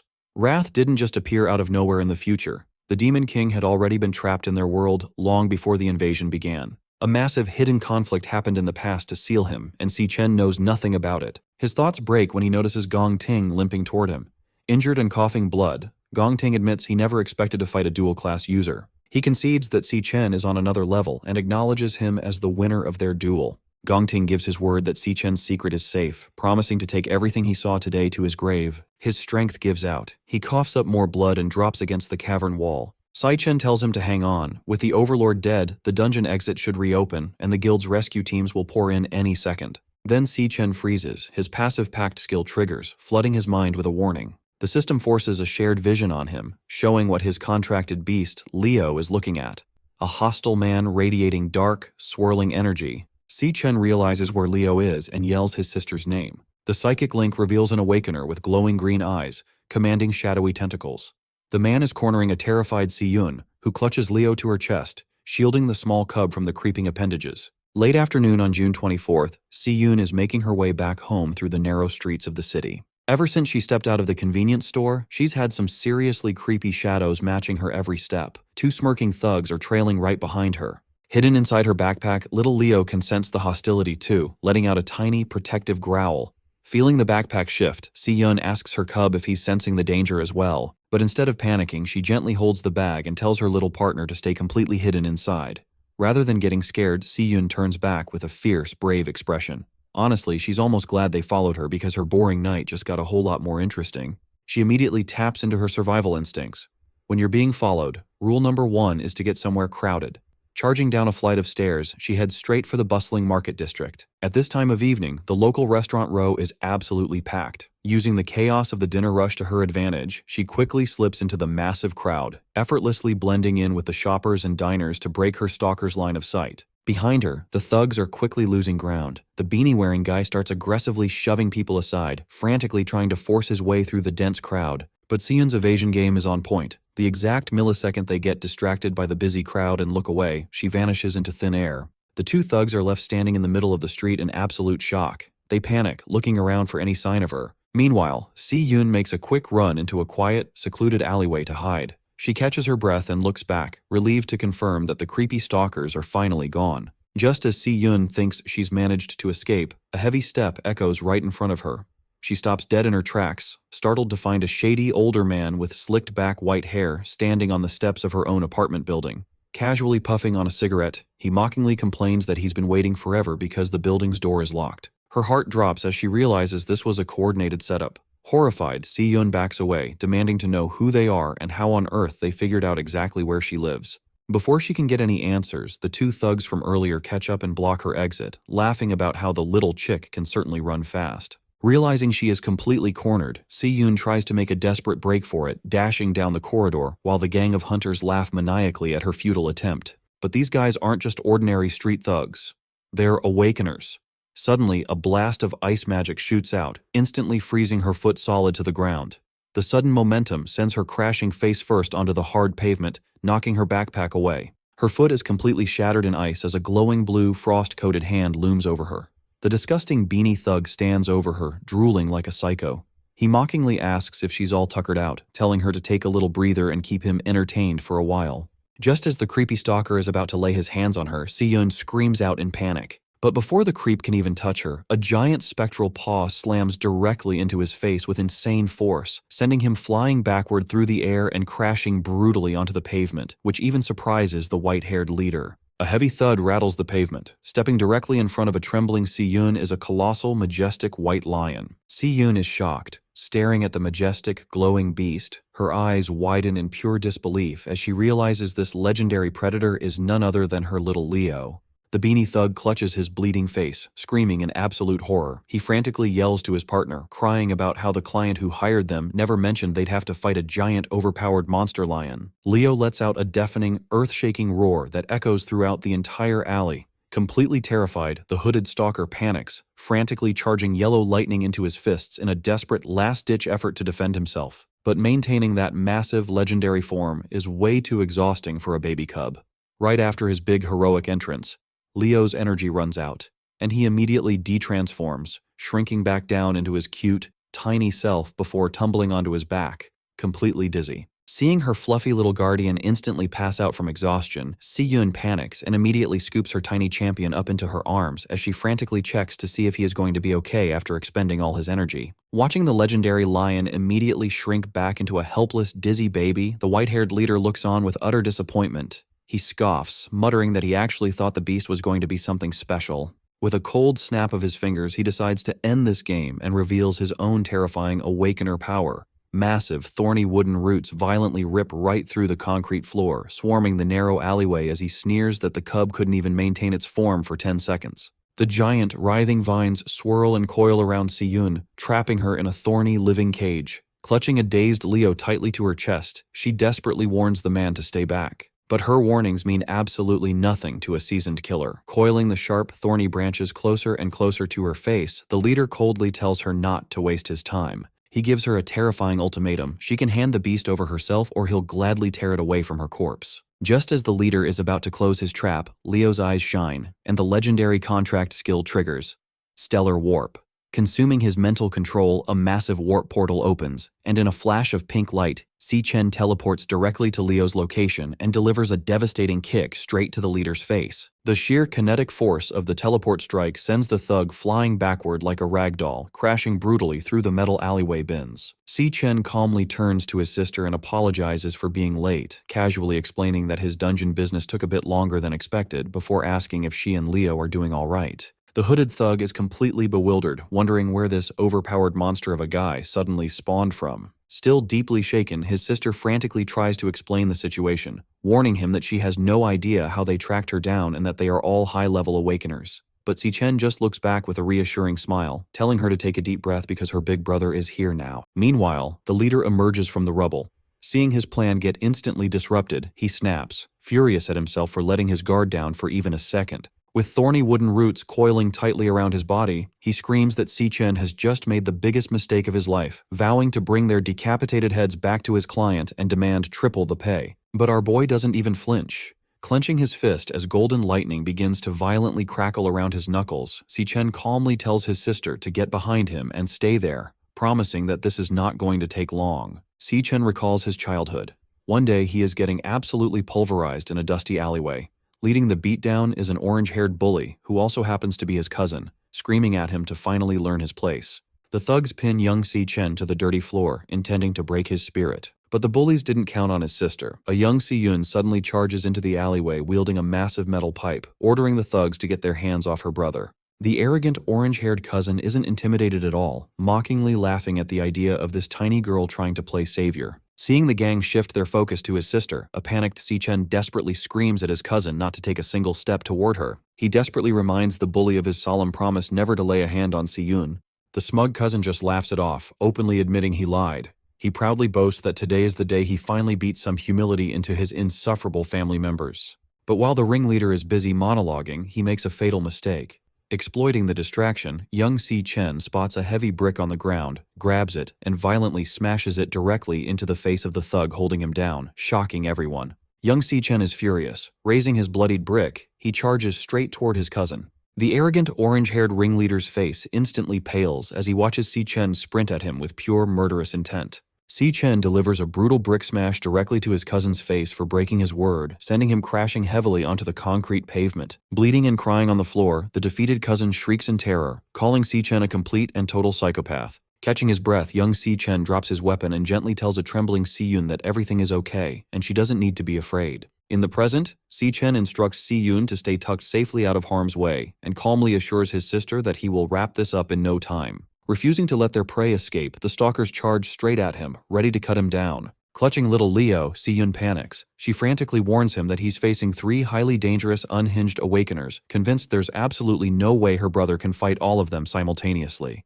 The hooded thug charges in, winding up a massive, lightning-infused fist. He screams at Si-Chen, mocking him for just standing there and making no effort to defend himself. But before the guy can even register what's happening, Si-Chen counters with a single, devastating punch that sends him flying headfirst into the concrete wall. Watching her brother effortlessly fold a high-level awakener with one hand, Si-Yun's jaw completely drops. Right on cue, the bleeding beanie thug leaps, desperately lunging with his glowing elemental dagger. Without even breaking a sweat, Si-Chen cleanly catches the thug's wrist mid-air before delivering a brutal knee strike straight to his face. The sheer kinetic force of the strike launches the beanie thug backward, leaving him crumpled in the alleyway garbage bins. Instantly, a massive thorny wooden root rips through the alley toward him, but with insane reaction speed, Si-Chen effortlessly tilts his head to evade the surprise attack. The heavy vine misses entirely, snapping violently against the tiled brick wall behind him. Seeing his subordinates easily taken out, the white-haired leader completely loses his mind, screaming in fury that a mere kid in a school uniform is making a mockery of them. Channeling his plant magic, the boss summons a swarm of massive, glowing wooden spikes, furiously vowing to turn Si-Chen into a human pincushion. Si-Chen remains calm, and tapping into his godlike agility, he seamlessly slips and weaves through the incoming storm of razor-sharp vines without getting a single scratch. In a single fluid motion, Si-Chen launches himself straight through a gap in the defenses, closing the distance instantly. The white-haired boss is horrified, screaming that this shouldn't be possible and panicking over how anyone could move like that.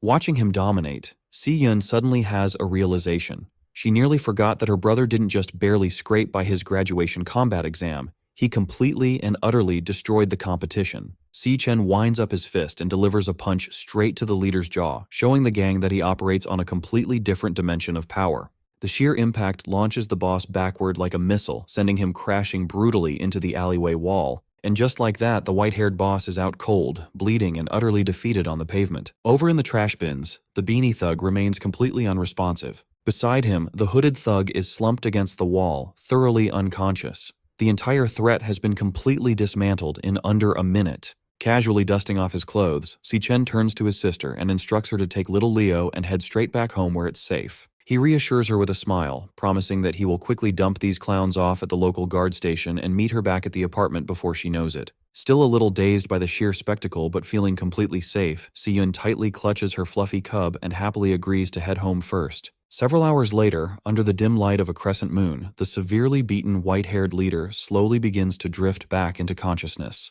Groaning in pain, the battered boss struggles to open his blood-caked eyes. But his confusion quickly turns to dread. He realizes that he and his two thugs have been stripped of their weapons and bound tightly back-to-back around a concrete pillar, with Si Chen staring directly down at them. The leader immediately panics, hysterically demanding to know where they are and why they were dragged to this isolated spot, while the beanie thug whimpers that his shattered skull literally feels like it's cracking in half. Remaining completely unfazed by their whimpering, Si Chen coldly asks if they belong to the Black Mountain Society. Knowing they never lift a finger without getting paid first, he directly demands to know who is bankrolling their operation to kidnap his sister. The battered boss just chuckles bloodily, refusing to talk. He arrogantly explains that snitching is a death sentence in their line of work, so he has no intention of opening his mouth. Si Chen doesn't even bat an eye.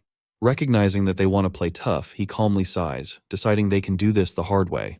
Suddenly, a dark, swirling energy wraps around him as his system initiates a class switch. The system confirms the switch is complete, revealing Si Chen's terrifying level 25 Phantom Sorcerer class. Armed with dark psychic manipulation spells like Soul Rest Enigma and Ripple Hell, he's about to show these mercenaries a level of mental torture they won't ever forget. Interrogating his captives, Si Chen wastes no time and activates his newly acquired Phantom Sorcerer magic to force his way into the white-haired leader's mind. Under the weight of the hypnosis spell, the mercenaries' mental defenses begin to fracture. Before anyone can process the shift, a thorny root erupts from the concrete right next to them. Terrified, the beanie-wearing thug screams in panic, demanding to know what is happening to his boss. Unmoved by their cries, Si Chen unleashes Soul Rest Enigma and targets the legs first. In a flash, a sharp vine pierces cleanly through the leader's thigh, painting the floor red. Si Chen then calmly marks the hands as his next target. Another thorny branch thrusts upward, impaling the mercenary's palm to ensure he can never threaten anyone again, making it clear that this agony is exactly what they deserve for ever daring to lay their hands on his sister. Witnessing his partner get dismantled so easily, the beanie-wearing thug loses what little courage he has left, screaming in terror at the power standing before him. With a cold gaze, Si Chen declares that it is finally the survivor's turn, and the surrounding wooden roots coil closer, ready to repeat the torture. The threat breaks the mercenary instantly. Sobbing and begging for mercy, he confesses everything, blabbing that the mastermind behind the kidnapping is the son of the first hospital's director. Desperate to save his own skin, the thug yells out the client's name, Jin Duoxin. At 5 o'clock that evening, at a lavish rooftop pool party atop the Purple Peak Tower, Jin Duoxin is lounging, unaware that his hired thugs have already sold him out. His wealthy friends start teasing him, laughing about how the legendary campus heartthrob was rejected twice by a single junior schoolgirl. Jin Duoxin fumes in silence, swearing that she made a fool of him in front of everyone, and promises himself that she will regret every second of it tonight. Annoyed by the constant mocking, he snaps at a girl trying to follow him and storms off toward the restroom to clear his head. While he is at the urinal, the restroom lights begin to flicker and buzz, instantly catching his attention. Growling in frustration, he curses his luck, complaining that even the building's electricity is plotting against him tonight. Suddenly, a shadow looms. Jin Duoxin spins around to find Si Chen standing behind him. Our boy calmly demands to know if he is indeed Jin Duoxin. Down in the surveillance room, the security guards gossip about how the rich kids bought out the top floor and shut off all the security cameras so they could party in private. One of the guards leans in, whispering a dark rumor that many of the girls up there did not come willingly, having been lured into a trap. Shocked by the revelation, the other guard can barely believe his ears. The informant confirms it, explaining that not long ago, a student took her own life after being abused at one of these parties, only for the wealthy parents to bury the scandal under a mountain of hush money. He warns his colleague never to be fooled by their expensive clothes and pretty faces because behind closed doors, these spoiled heirs are nothing but animals. Meanwhile, back in the restroom, Jin Duoxin panics and demands to know who this intruder is, threatening to call the police and have him thrown out immediately. Instead of replying, Si Chen calmly pulls out a phone and makes a call. Jin Duoxin freezes in terror as he sees his own phone ringing with an incoming call from his mercenary contact, Blackie. Holding the mercenary's phone, Si Chen glares at him, confirming that Jin Duoxin is indeed the one who ordered the hit on his sister. Horrified, Jin Duoxin demands to know what happened to Blackie, but his answer comes in the form of Si Chen effortlessly crushing the phone to pieces with crackling lightning. Overcome with terror, the spoiled heir backs away, screaming for the monster in front of him to stay back and desperately begging to know who he is dealing with. In an instant, Si Chen launches Jin Duoxin straight through the glass window of the restroom. Shattered shards rain down as the spoiled heir plunges to the pool deck below.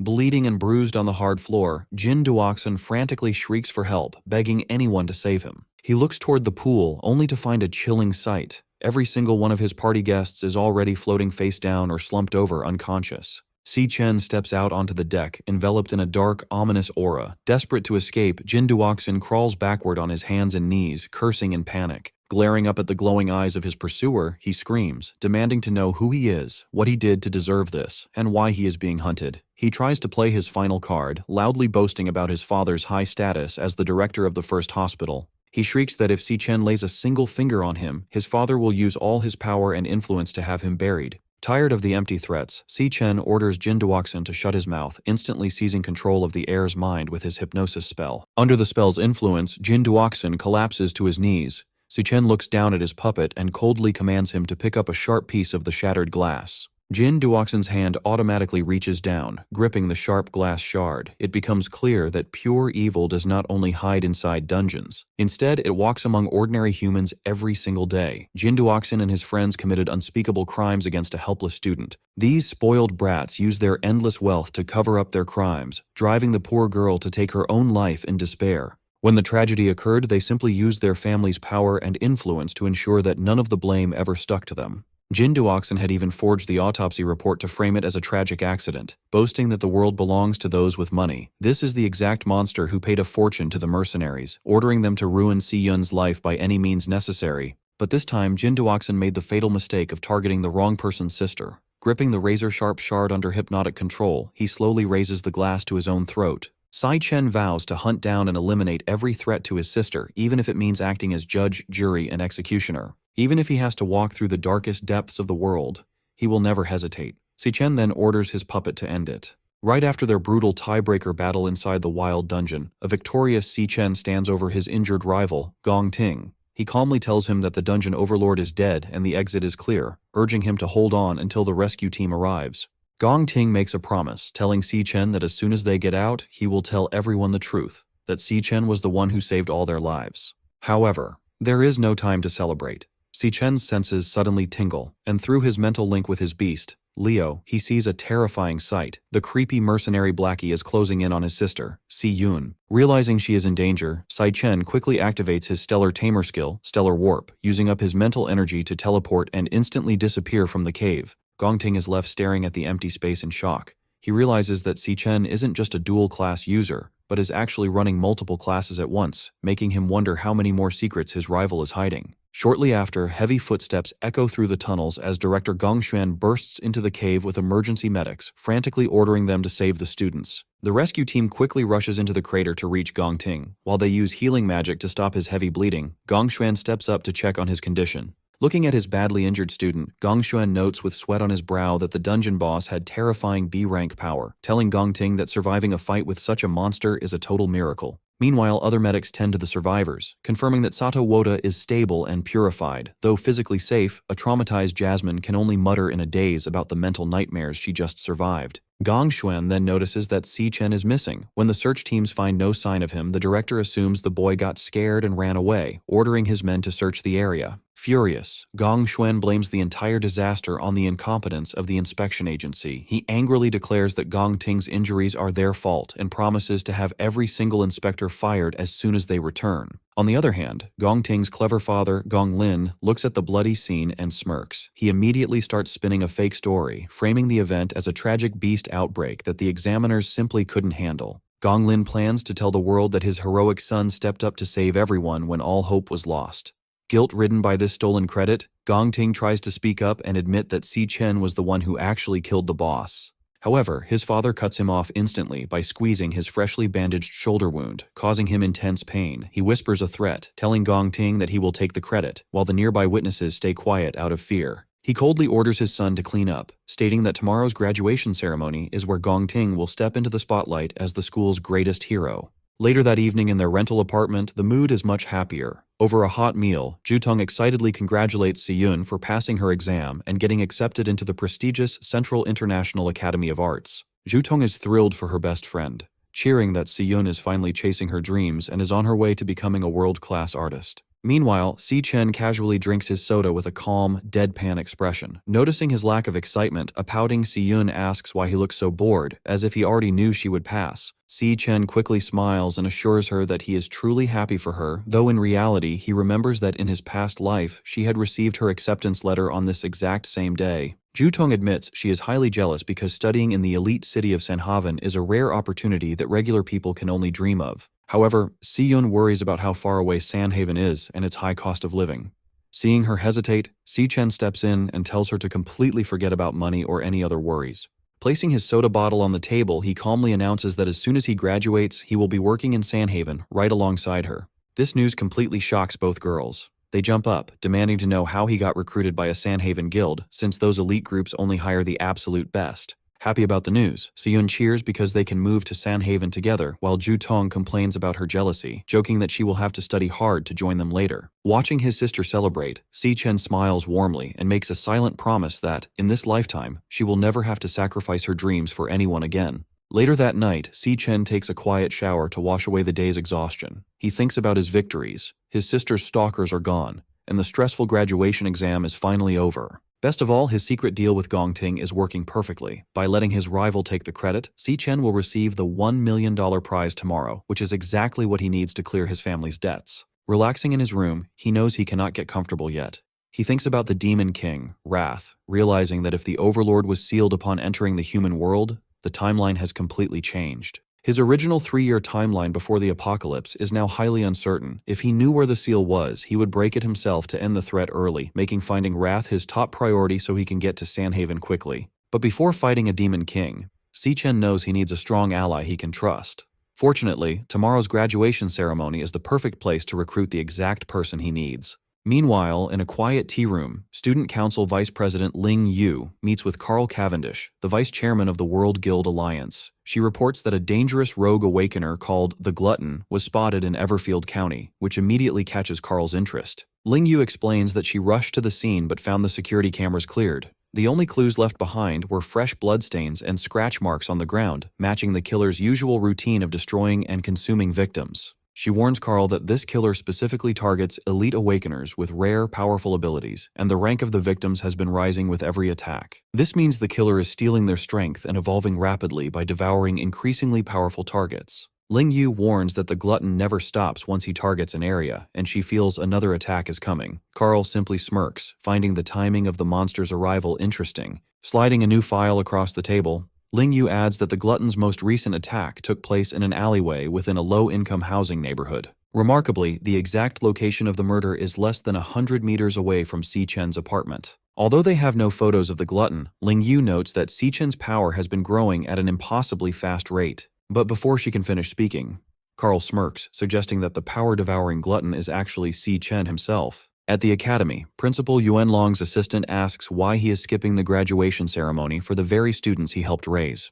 Wenlong smiles and explains that he only wanted to give his students a safe place to grow when they were weak, but now they have finally grown up. With that, he releases his birds out the window, saying it is time for them to go out and find their own paths in life. However, he notices one stubborn bird staying behind in the cage, making him wonder where it actually wants to go. Over at the massive graduation hall, Ma Long and Xiang Zuo stare in awe at the huge venue, realizing the academy went all out to welcome the major guild leaders. Ma Long wonders how Si Chen and Gong Ting did in their secret trial, and while the twins discuss the academy's strict rules, Ma Long proudly brags that Lu Sheng definitely crushed the competition. But suddenly, Gong Ting's brother, Gong Chung, tells Ma Long to shut up and stop hyping up Si Chen. He laughs and claims that Si Chen has zero chance of winning, insisting that his brother Gong Ting is guaranteed to walk away as the champion. Annoyed by his arrogance, the group starts trading thumbs down and petty insults back and forth. Behind the scenes of the grand ceremony, Gong Lin looks around and notes that every major guild in the country has sent a representative. Since the entire board of the prestigious Imperial Guild is attending, the crowd outside is already buzzing with excitement to see these legendary figures.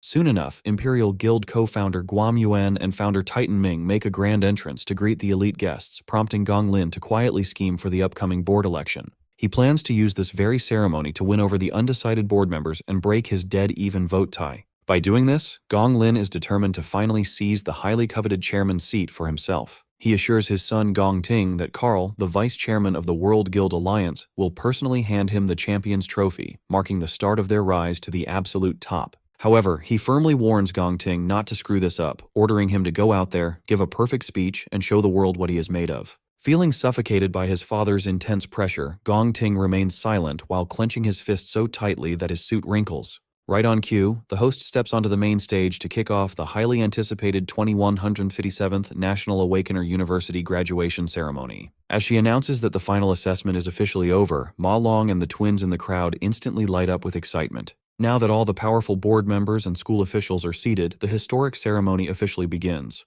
The entire auditorium erupts into loud applause, but while Gong Ting sits in tense silence, Si Chen calmly watches the show unfold. Next, the announcer takes the stage to officially reveal the results of this year's grueling assessment. She points dramatically to the gleaming gold trophy waiting on stage for the ultimate champion. She then introduces the special guest presenter, inviting Carl Cavendish, the vice chairman of the Global Guild Alliance, to step forward. Under the bright spotlights and loud applause, Carl steps up, ready to personally announce the winner of the grand award. He starts by thanking the Imperial Guild for the invitation, saying it is an honor to witness Easternia's next generation of elite talent. Then, he quickly grabs everyone's attention by hinting that something highly unexpected happened during the final test, catching Ma Long and the twins completely off guard. He drops a massive bombshell, revealing that the low-level D-rank dungeon assigned for the exam was actually a highly dangerous disguised B-rank dungeon. This shocking news sends a wave of panic through the crowd, with people whispering that even professional teams struggle with B-rank threats, wondering how on earth the students survived. Carl goes on to explain that when all hope seemed lost, one heroic student used sheer skill and flawless technique to pull off the absolute impossible. He reveals that this lone warrior single-handedly defeated the B-rank dungeon boss and brought his entire team back alive. As a calm Si Chen and Gong Ting listen from the crowd, Carl gets ready to name the strongest graduate of their generation. He raises his arm and officially crowns Gong Ting as the undisputed champion of the year. Confetti rains down as a serious Gong Ting stands up to accept the crowd's roaring applause. Meanwhile, Ma Long and Xiang Zuo are completely losing their minds, absolutely convinced that the results must have been rigged for Si Chen to lose. Seeing this, Gong Chung immediately starts gloating, rubbing the victory in their faces and bragging that his brother is simply built different. The surrounding students are left in awe, murmuring that clearing a B-rank dungeon alone is on an entirely different level compared to their own struggles. The crowd continues to go wild, showering Gong Ting with praises for his legendary strength and looks. As Gong Ting slowly climbs the stage stairs, a calm Si Chen silently watches him from his seat. Looking back, Gong Ting instantly remembers their secret deal in the dark cave, where Si Chen offered him first place in exchange for the entire $1 million prize money. He vividly recalls Si Chen's only condition, which was to never tell anyone about his hidden demonic class transformation. Back in the present, Si Chen watches quietly, curious to see how his rival will handle the stolen spotlight. But as he stands before the massive crowd, Gong Ting is haunted by his father's harsh warning to give a perfect speech and show everyone his true worth. The announcer then warmly welcomes Gong Ting to the microphone to deliver his champion's speech. The crowd instantly falls in love with him, praising his calm and dignified look, calling him a true hero in the making. They whisper that he is a worthy heir to the prestigious Gong family with a limitless future, which makes a proud Gong Lin smile in approval. Looking down at his notes, he bitterly questions if this stolen glory is all his worth really amounts to. He begins by acknowledging that the vice chairman was absolutely right about the heroic feats of surviving a hopeless fight, saving the team, and defeating the boss. But then he drops a shocker and reveals the truth. None of those legendary deeds were his, because it was actually all Si Chen. This sudden confession catches everyone off guard, leaving both Si Chen and Carl completely speechless. Hearing this, Gong Lin loses his mind, fuming with rage as he watches his son throw away their family's carefully crafted glory. Meanwhile, Gongcheng panics and shouts in disbelief at his brother's decision while the nearby students whisper in confusion. Gongting continues, explaining that the exam went completely wrong, the examiners were knocked out, and only he and Si Chen remained to face the threat. He praises Si Chen as a brilliant lightning assassin, a prodigy who defeated waves of high-level beasts using nothing but pure skill and instinct. Watching his rival fight showed him what true strength looks like, admitting he had never seen that level of power before. He named Si Chen the rightful champion, making our hero glad that his rival kept his secret demonic double-class safe. Panic quickly erupts in the arena as the crowd questions the Academy's integrity, wondering if the official results were rigged from the start. However, instead of getting angry, Carl simply smirks, highly amused by this dramatic turn of events. Seizing the moment, Ma Long and Shang Zuo demand a full investigation, convinced the exam was rigged to hold their friend back. At the same time, the guild founders sit in silence, processing this sudden disruption to their carefully planned event. Guam Yuan immediately demands answers from Gong Lin, stating that the public deserves a clear explanation for this mess. But refusing to face this public humiliation, Gong Lin scoffs and storms out of the ceremony, leaving the confusion behind. Standing alone on the stage, Gong Ting tears up his prepared speech, determined to stop letting his father dictate his life. Back in his office, Principal Yuan Long watches his final bird fly away, which mirrors Gong Ting's choice to finally take control of his own path.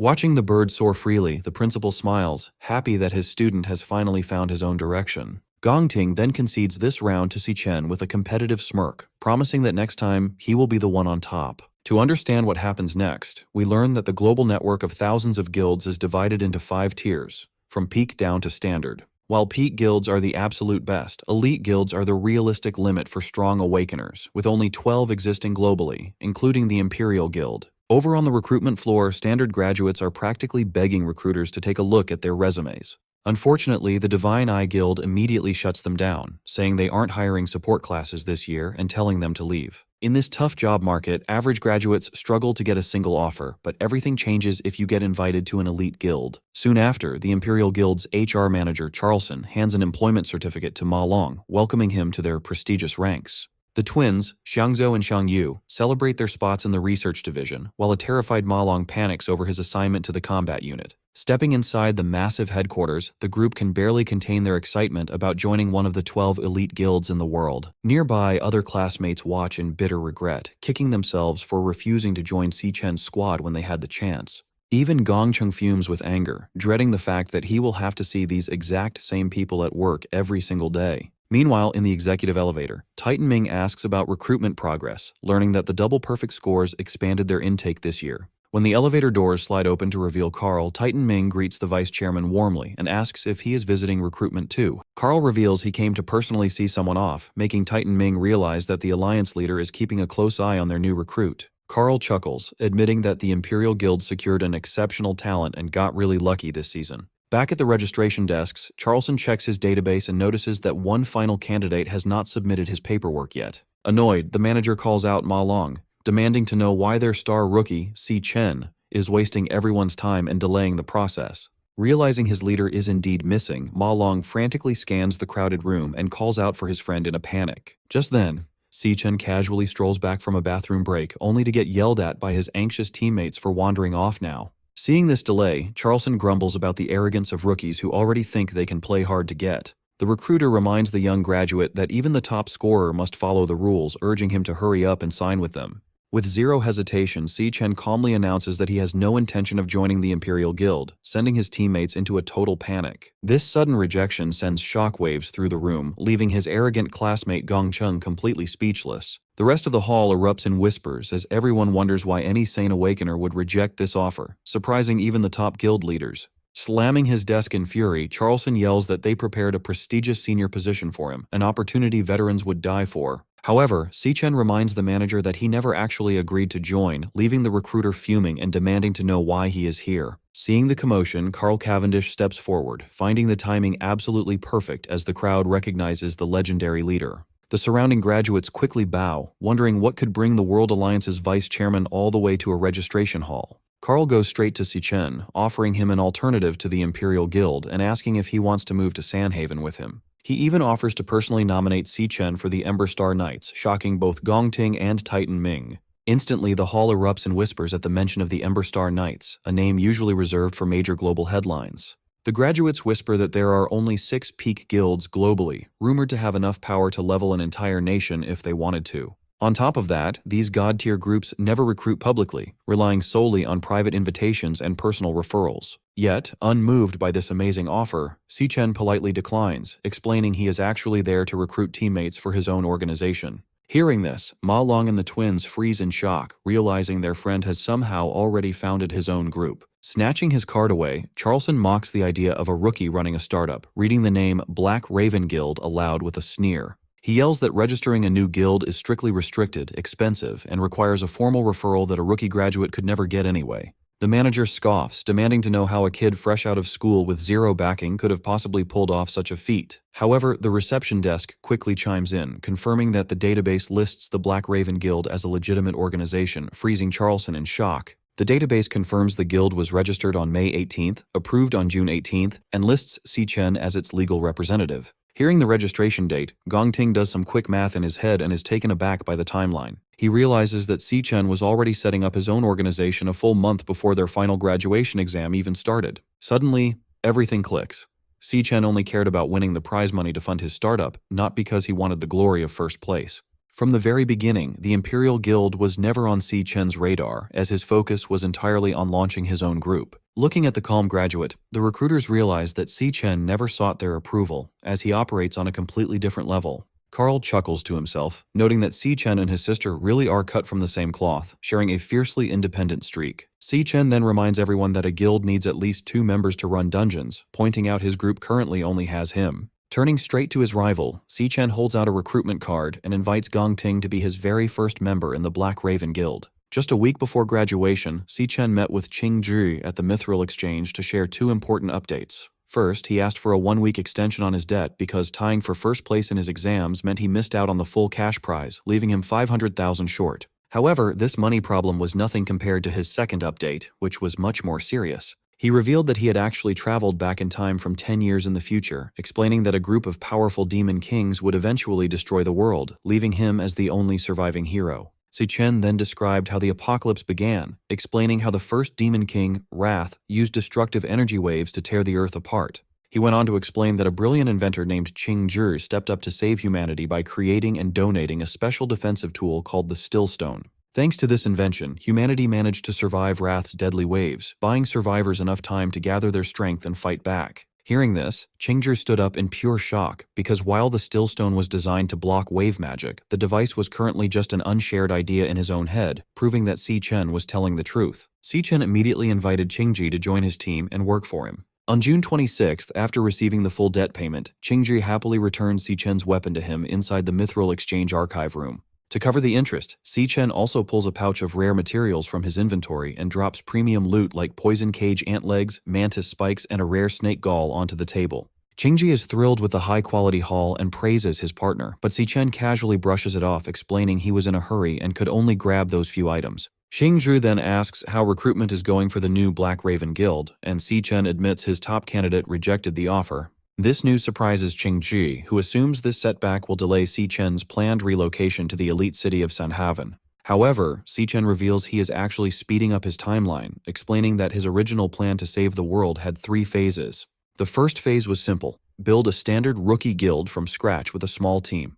The second phase involved leveling up the guild to gold status to get permission to challenge S-rank dungeons. Finally, he planned to go to Sanhaven, find the dungeon holding the Demon King of Wrath, and defeat him early. But recent events have ruined his calculations, and Si-chen warns that Wrath may have already appeared much sooner than in his past life. Therefore, he must reach Sanhaven immediately and recruit teammates after arriving, leaving Qing-Zhi amazed at how complex the situation is becoming. Wanting to help, Qing-Zhi reaches into his pocket and presents a small digital music player, hoping his quick preparation can turn the tide. He explains that he had a producer friend create a catchy pop song encoded with a specific beta frequency and even secured a partnership with global superstar Michael Bruno. The plan is for the pop star to release the track as a lead single, spreading the frequency worldwide in less than a week. He explains that since this frequency can neutralize Wrath's mind-controlling ripples, broadcasting the song is their most efficient defense system on short notice. Si Chen is amazed that his partner set up a global defense in just 7 days, while Qing Ji simply adjusts his glasses, proud to help prevent the apocalypse.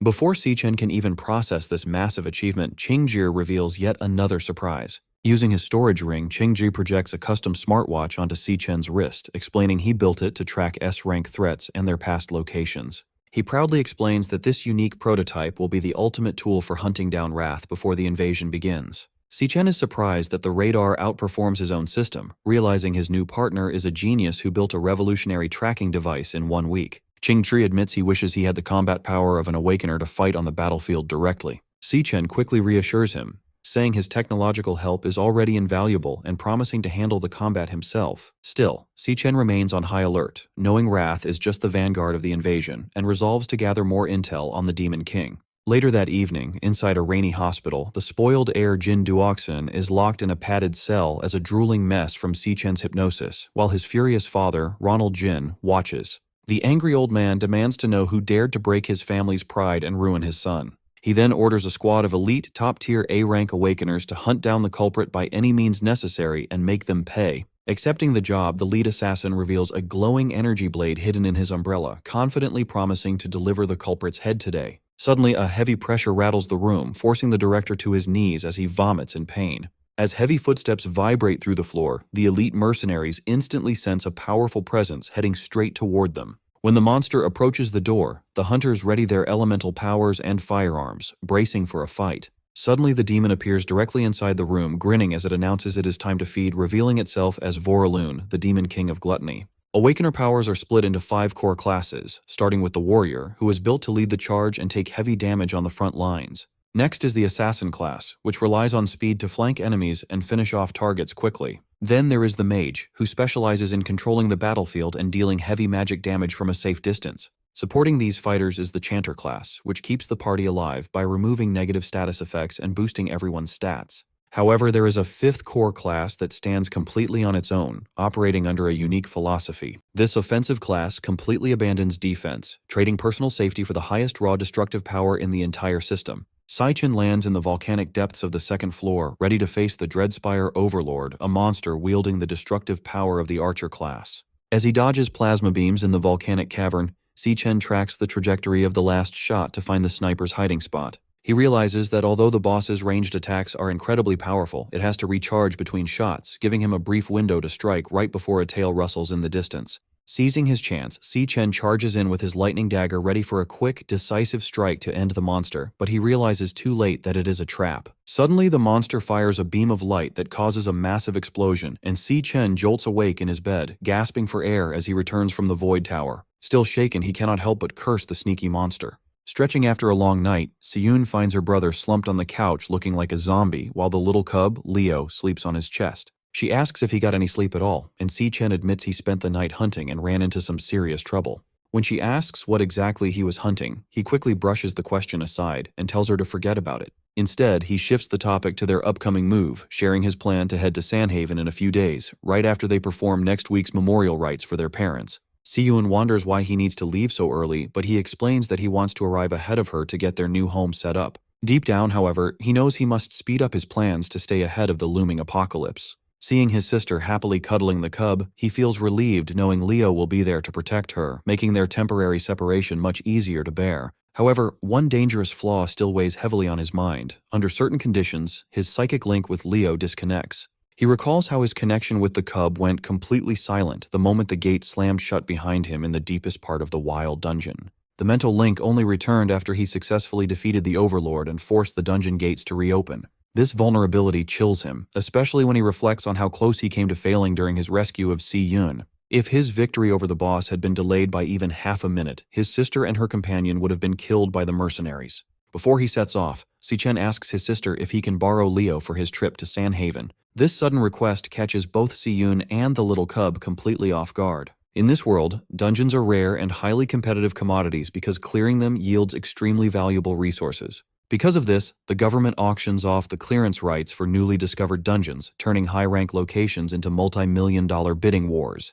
Wealthy elite guilds quickly bid fortunes to monopolize all of these high-rank dungeons. While the major players snap up the best zones, the low-tier remnants are left for the public, forcing independent non-guild teams to fight over the leftovers. Inside one of these street-level offices, a minor party leader complains about barely winning a D-rank dungeon license, though his companion warns him to be grateful since they have not had work in months. Needing to fill out their roster, the leader sends his recruiter out into the streets to hire a warrior for their upcoming raid. Since government regulations strictly forbid entering dungeons with fewer than 2 people, unaffiliated awakeners who fail to join proper guilds gather at local markets to form desperate temporary teams just to get by. At the market, a desperate E-rank nuclear chanter named Tanaka Daiki pitches his weapon-heating support skills to a potential team. However, the recruiter girl carrying the spiked bat immediately shoves him away, shouting that she only wants a warrior and has no use for a weak support class. Walking past the commotion, Si-Chen realizes that the only way to ensure his sister's safety is to take Leo into a dungeon to gain combat experience and level up. Since his new guild does not have any dungeon rights yet and his private Dreamspire is far too dangerous for a young cub, he has to find a team in the public recruiting market. Wearing glasses and using a fake E-rank Stellar Tamer identity under the alias Ashton Lee, he registers alongside a hooded Leo, ready to blend in with the rookies and secure a spot in a party. Si-Chen tries to keep a low profile by using a fake resume under the name Ashton Lee, claiming to be a weak E-rank Stellar Tamer. However, the registration supervisor, Gideon Lee, is surprised to see a tamer, calling the class a useless relic of the past. Gideon mockingly calls the disguised Leo a pathetic house cat that would freeze in a dungeon. This insult rages the tiny guardian, who snaps back with a fierce growl. Fed up with their attitude, Gideon kicks them out, claiming no decent party would ever waste a slot on such a weak team. Refusing to give up, Si-Chen calms his angry cub and decides to look for a more open-minded squad. Unfortunately, the rest of the market is just as harsh. A muscular Vanguard recruiter scoffs at their resume, saying he needs strong meat shields who can take a hit, not an oversized rodent. Another recruiter dismisses them without a second thought, ordering Si-Chen to leave before he wastes any more of her time. Even a pacifist monk rejects their application, explaining that he refuses to send an innocent animal to fight his battles. They get rejected everywhere, with recruiters accusing them of trying to leech experience and mocking Leo's small size. Heartbroken, poor Leo collapses on the floor in tears. Si-Chen realizes that beast tamers are treated like garbage here. He wishes he had lied about his class and smuggled Leo into the raid under a different identity. Just as they hit rock bottom, a pink-haired girl runs past and suddenly scoops Leo into her arms, gushing over how adorable he is. Startled by the sudden hug, Leo bursts into tears and howls. While the confused girl wonders why the puppy is crying, Si-Chen calmly explains that he is actually a baby lion. The girl apologizes, admitting she has never seen a legendary beast so small and cute, and hands Leo back to Si-Chen. She then notices the resume card in Si-Chen's hand.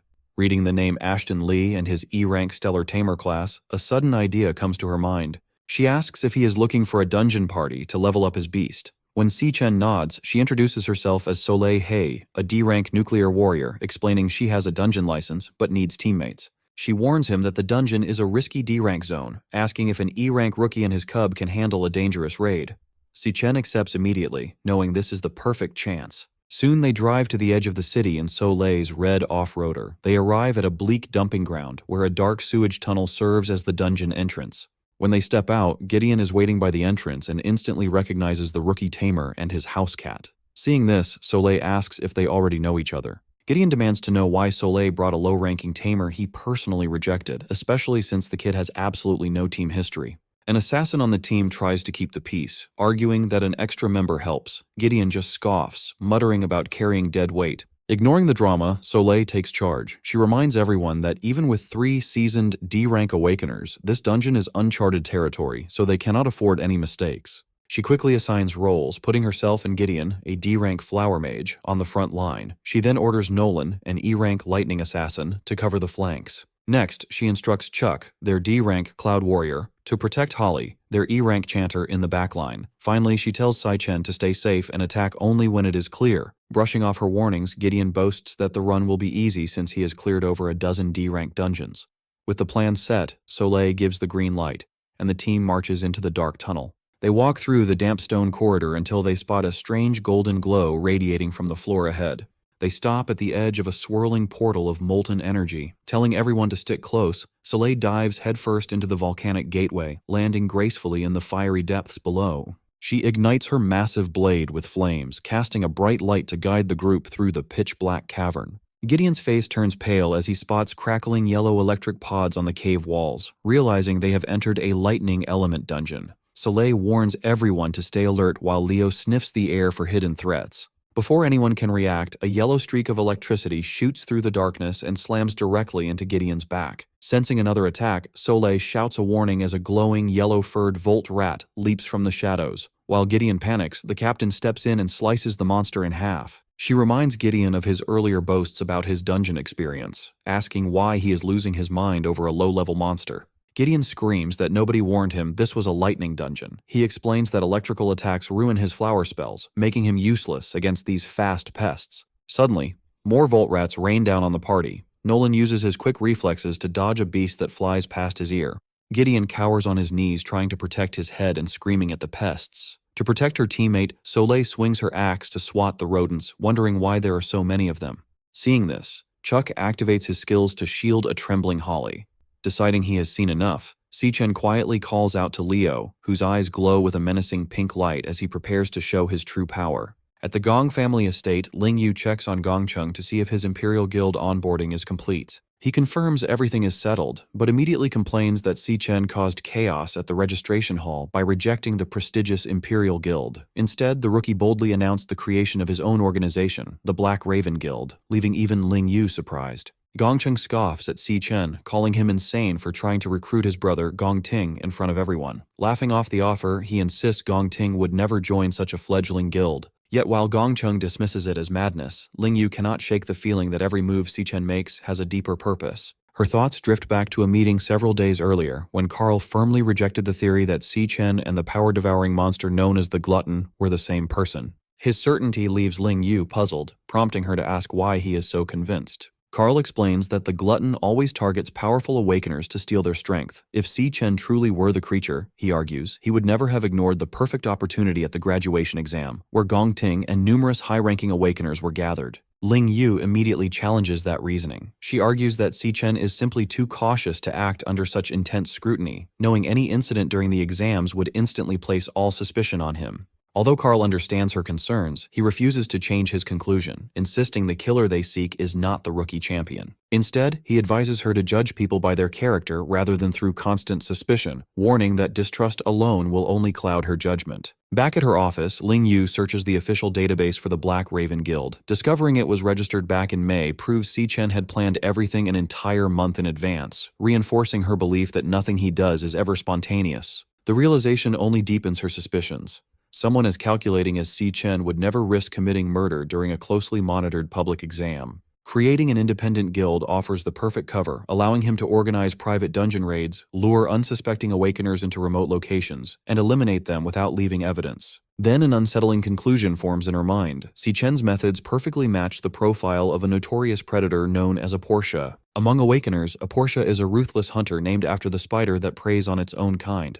These killers blend effortlessly into raid parties, patiently manipulating their victims until the perfect moment arrives. Once their prey steps into the trap, the mask disappears, and they strike without hesitation. Cold, merciless, and completely devoid of empathy, they hunt fellow awakeners purely for the thrill. By now, Ling Yu is convinced Si-Chen fits that description better than anyone. Meanwhile, back inside the dungeon, the battle quickly spirals out of control as endless waves of Volt rats flood the battlefield. Gideon curls up in panic, desperately trying to shake the creatures off, while Soleil struggles to hold back the relentless electric assault. Chuck rushes to shield the frightened Holly, but amid the chaos, Si-Chen calmly decides the fight has gone on long enough. With a quiet signal, he orders Leo to reveal his true strength. Pink rings of energy instantly lock onto the flying rats. Activating the strangling star ring, Leo unleashes a deafening roar, and the trapped monsters explode one after another, illuminating the cavern in brilliant flashes and leaving the entire party speechless. As silence returns, Soleil, Chuck, and Holly stare in disbelief at the supposedly weak E-rank tamer. Gideon can only watch in horror as the hooded figure effortlessly wipes out an entire horde. Golden light soon surrounds the little cub as the system registers another rapid level up. Adjusting his glasses, Si-Chen calmly praises Leo for a job well done. Not long afterward, the party advances through the dungeon with surprising speed until they reach its deepest section, where two dark tunnels branch in opposite directions. Soleil admits their smooth progress is entirely thanks to Leo's exceptional crowd control, acknowledging they would have struggled badly without him.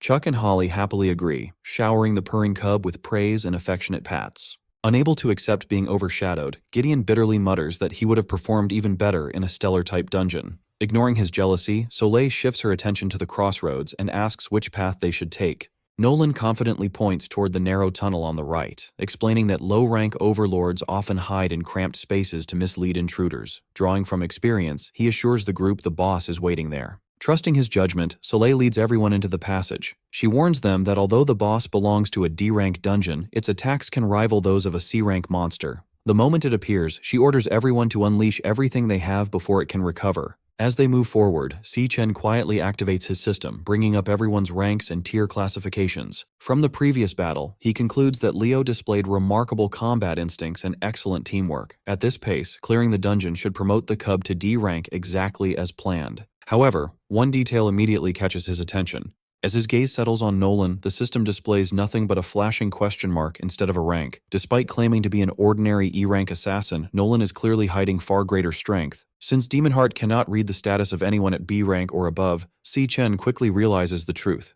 Just like him, Nolan has been concealing his real abilities all along. Soleil leads the group out of the cramped tunnel and into a giant echoing chamber buried deep inside the cave. The change is so sudden that even the tiny disguised cub is confused. The eerie silence makes Chuck Milo wonder out loud whether the dungeon overlord is even hiding in this sector. He gets his answer immediately, because a tiny spark of electricity forms right beside him and bursts into a shockwave that fries the warrior on the spot, leaving him smoking on the ground. Before the team can recover, a volley of giant lightning spheres rains down and targets all of them at once. Soleil holds the line with her axe, deflecting the elemental strikes while support magic buzzes to life behind her and stabilizes the squad. Then she looks up and finds their real opponent perched on a high ridge, the dungeon overlord itself, a C-rank lightning mage beast known as the Thousand Lantern Fox. The creature's appearance catches Soleil off guard, yet our boy Si-Chen stays calm and quietly reads its entire arsenal of area spells and crowd control. To him, a fight like this is not a threat at all, but a perfect training ground to level up his cub. The Overlord, however, wastes no time, and a rapid barrage of electrical spheres breaks through Soleil's guard and sends her crashing to the ground. As a massive bolt drops to finish her off, the little cub activates his telekinetic warp skill and yanks the captain aside, a heartbeat before the spot she stood on is vaporized. Angered by the interference, the beast turns on the cub instead and fires a giant electrical blast straight at Leo, swallowing the whole area in fire. But our boy is already a step ahead, and his stellar warp pulls Leo back to his side in the nick of time. With his companion safe, Si-Chen turns the near miss into a lesson, telling the cub that a true fighter always watches his surroundings and secures an escape route before unleashing his power. Cornered but still deadly, the Thousand Lantern Fox begins charging its ultimate magic, a high-tier spell called Thousand Falling Thunders. Seeing that, Gideon completely loses his composure and screams in despair, certain that the entire squad is about to be wiped out. But before the storm can fall, Nolan moves like a ghost. Flash Step closes the distance in an instant, and his blade punches clean through the beast's core. A strike so fast that even Si-Chen looks surprised. The Overlord collapses paralyzed, though its hovering spheres still float in the air. Studying what just happened, our boy notes that Nolan hit at the exact split second the boss was open, and a red like that does not belong to a rookie. Relieved to still be breathing, Gideon rushes forward to congratulate the rogue, praising the ambush and asking how he slipped behind the boss unnoticed. His praise quickly turns into suspicion though, and he demands to know how a supposed E-rank hunter could drop a C-rank overlord in a single blow, wondering out loud if Nolan lied about his rank. Then, seeing the weakened beast groan on the ground, he raises his chanter bell to steal the glory with the final blow. But before he can swing, a blade punches through his chest from behind, and the rest of the team freezes in shock. The attacker is Nolan, who lifts the dying mage off the ground with a sinister smile and admits that he likes taking his time to savor a kill. Watching the slaughter, a terrified Holly screams and bolts toward the dark escape tunnel. But Nolan has no intention of leaving witnesses alive, so he wraps his blade in a lightning orb and hurls it straight at the fleeing chanter's back. The blade explodes against the wall in a burst of flame and debris, bringing the ceiling down and sealing the only way out. That is when Si-Chen finally understands the reason behind the assassin's hidden rank. Nolan is a Portia, an awakener who joins raid parties for one purpose only, to hunt and murder his own teammates. Furious, Soleil yells at the assassin and demands to know what he is doing and who he really is. Tossing his cap aside, the hunter only laughs at the fear on her face and admits that he lives for the thrill of the hunt, finally revealing his true identity as Volt Lei, an A-rank lightning assassin, and now nothing stands between him and the rest of the party.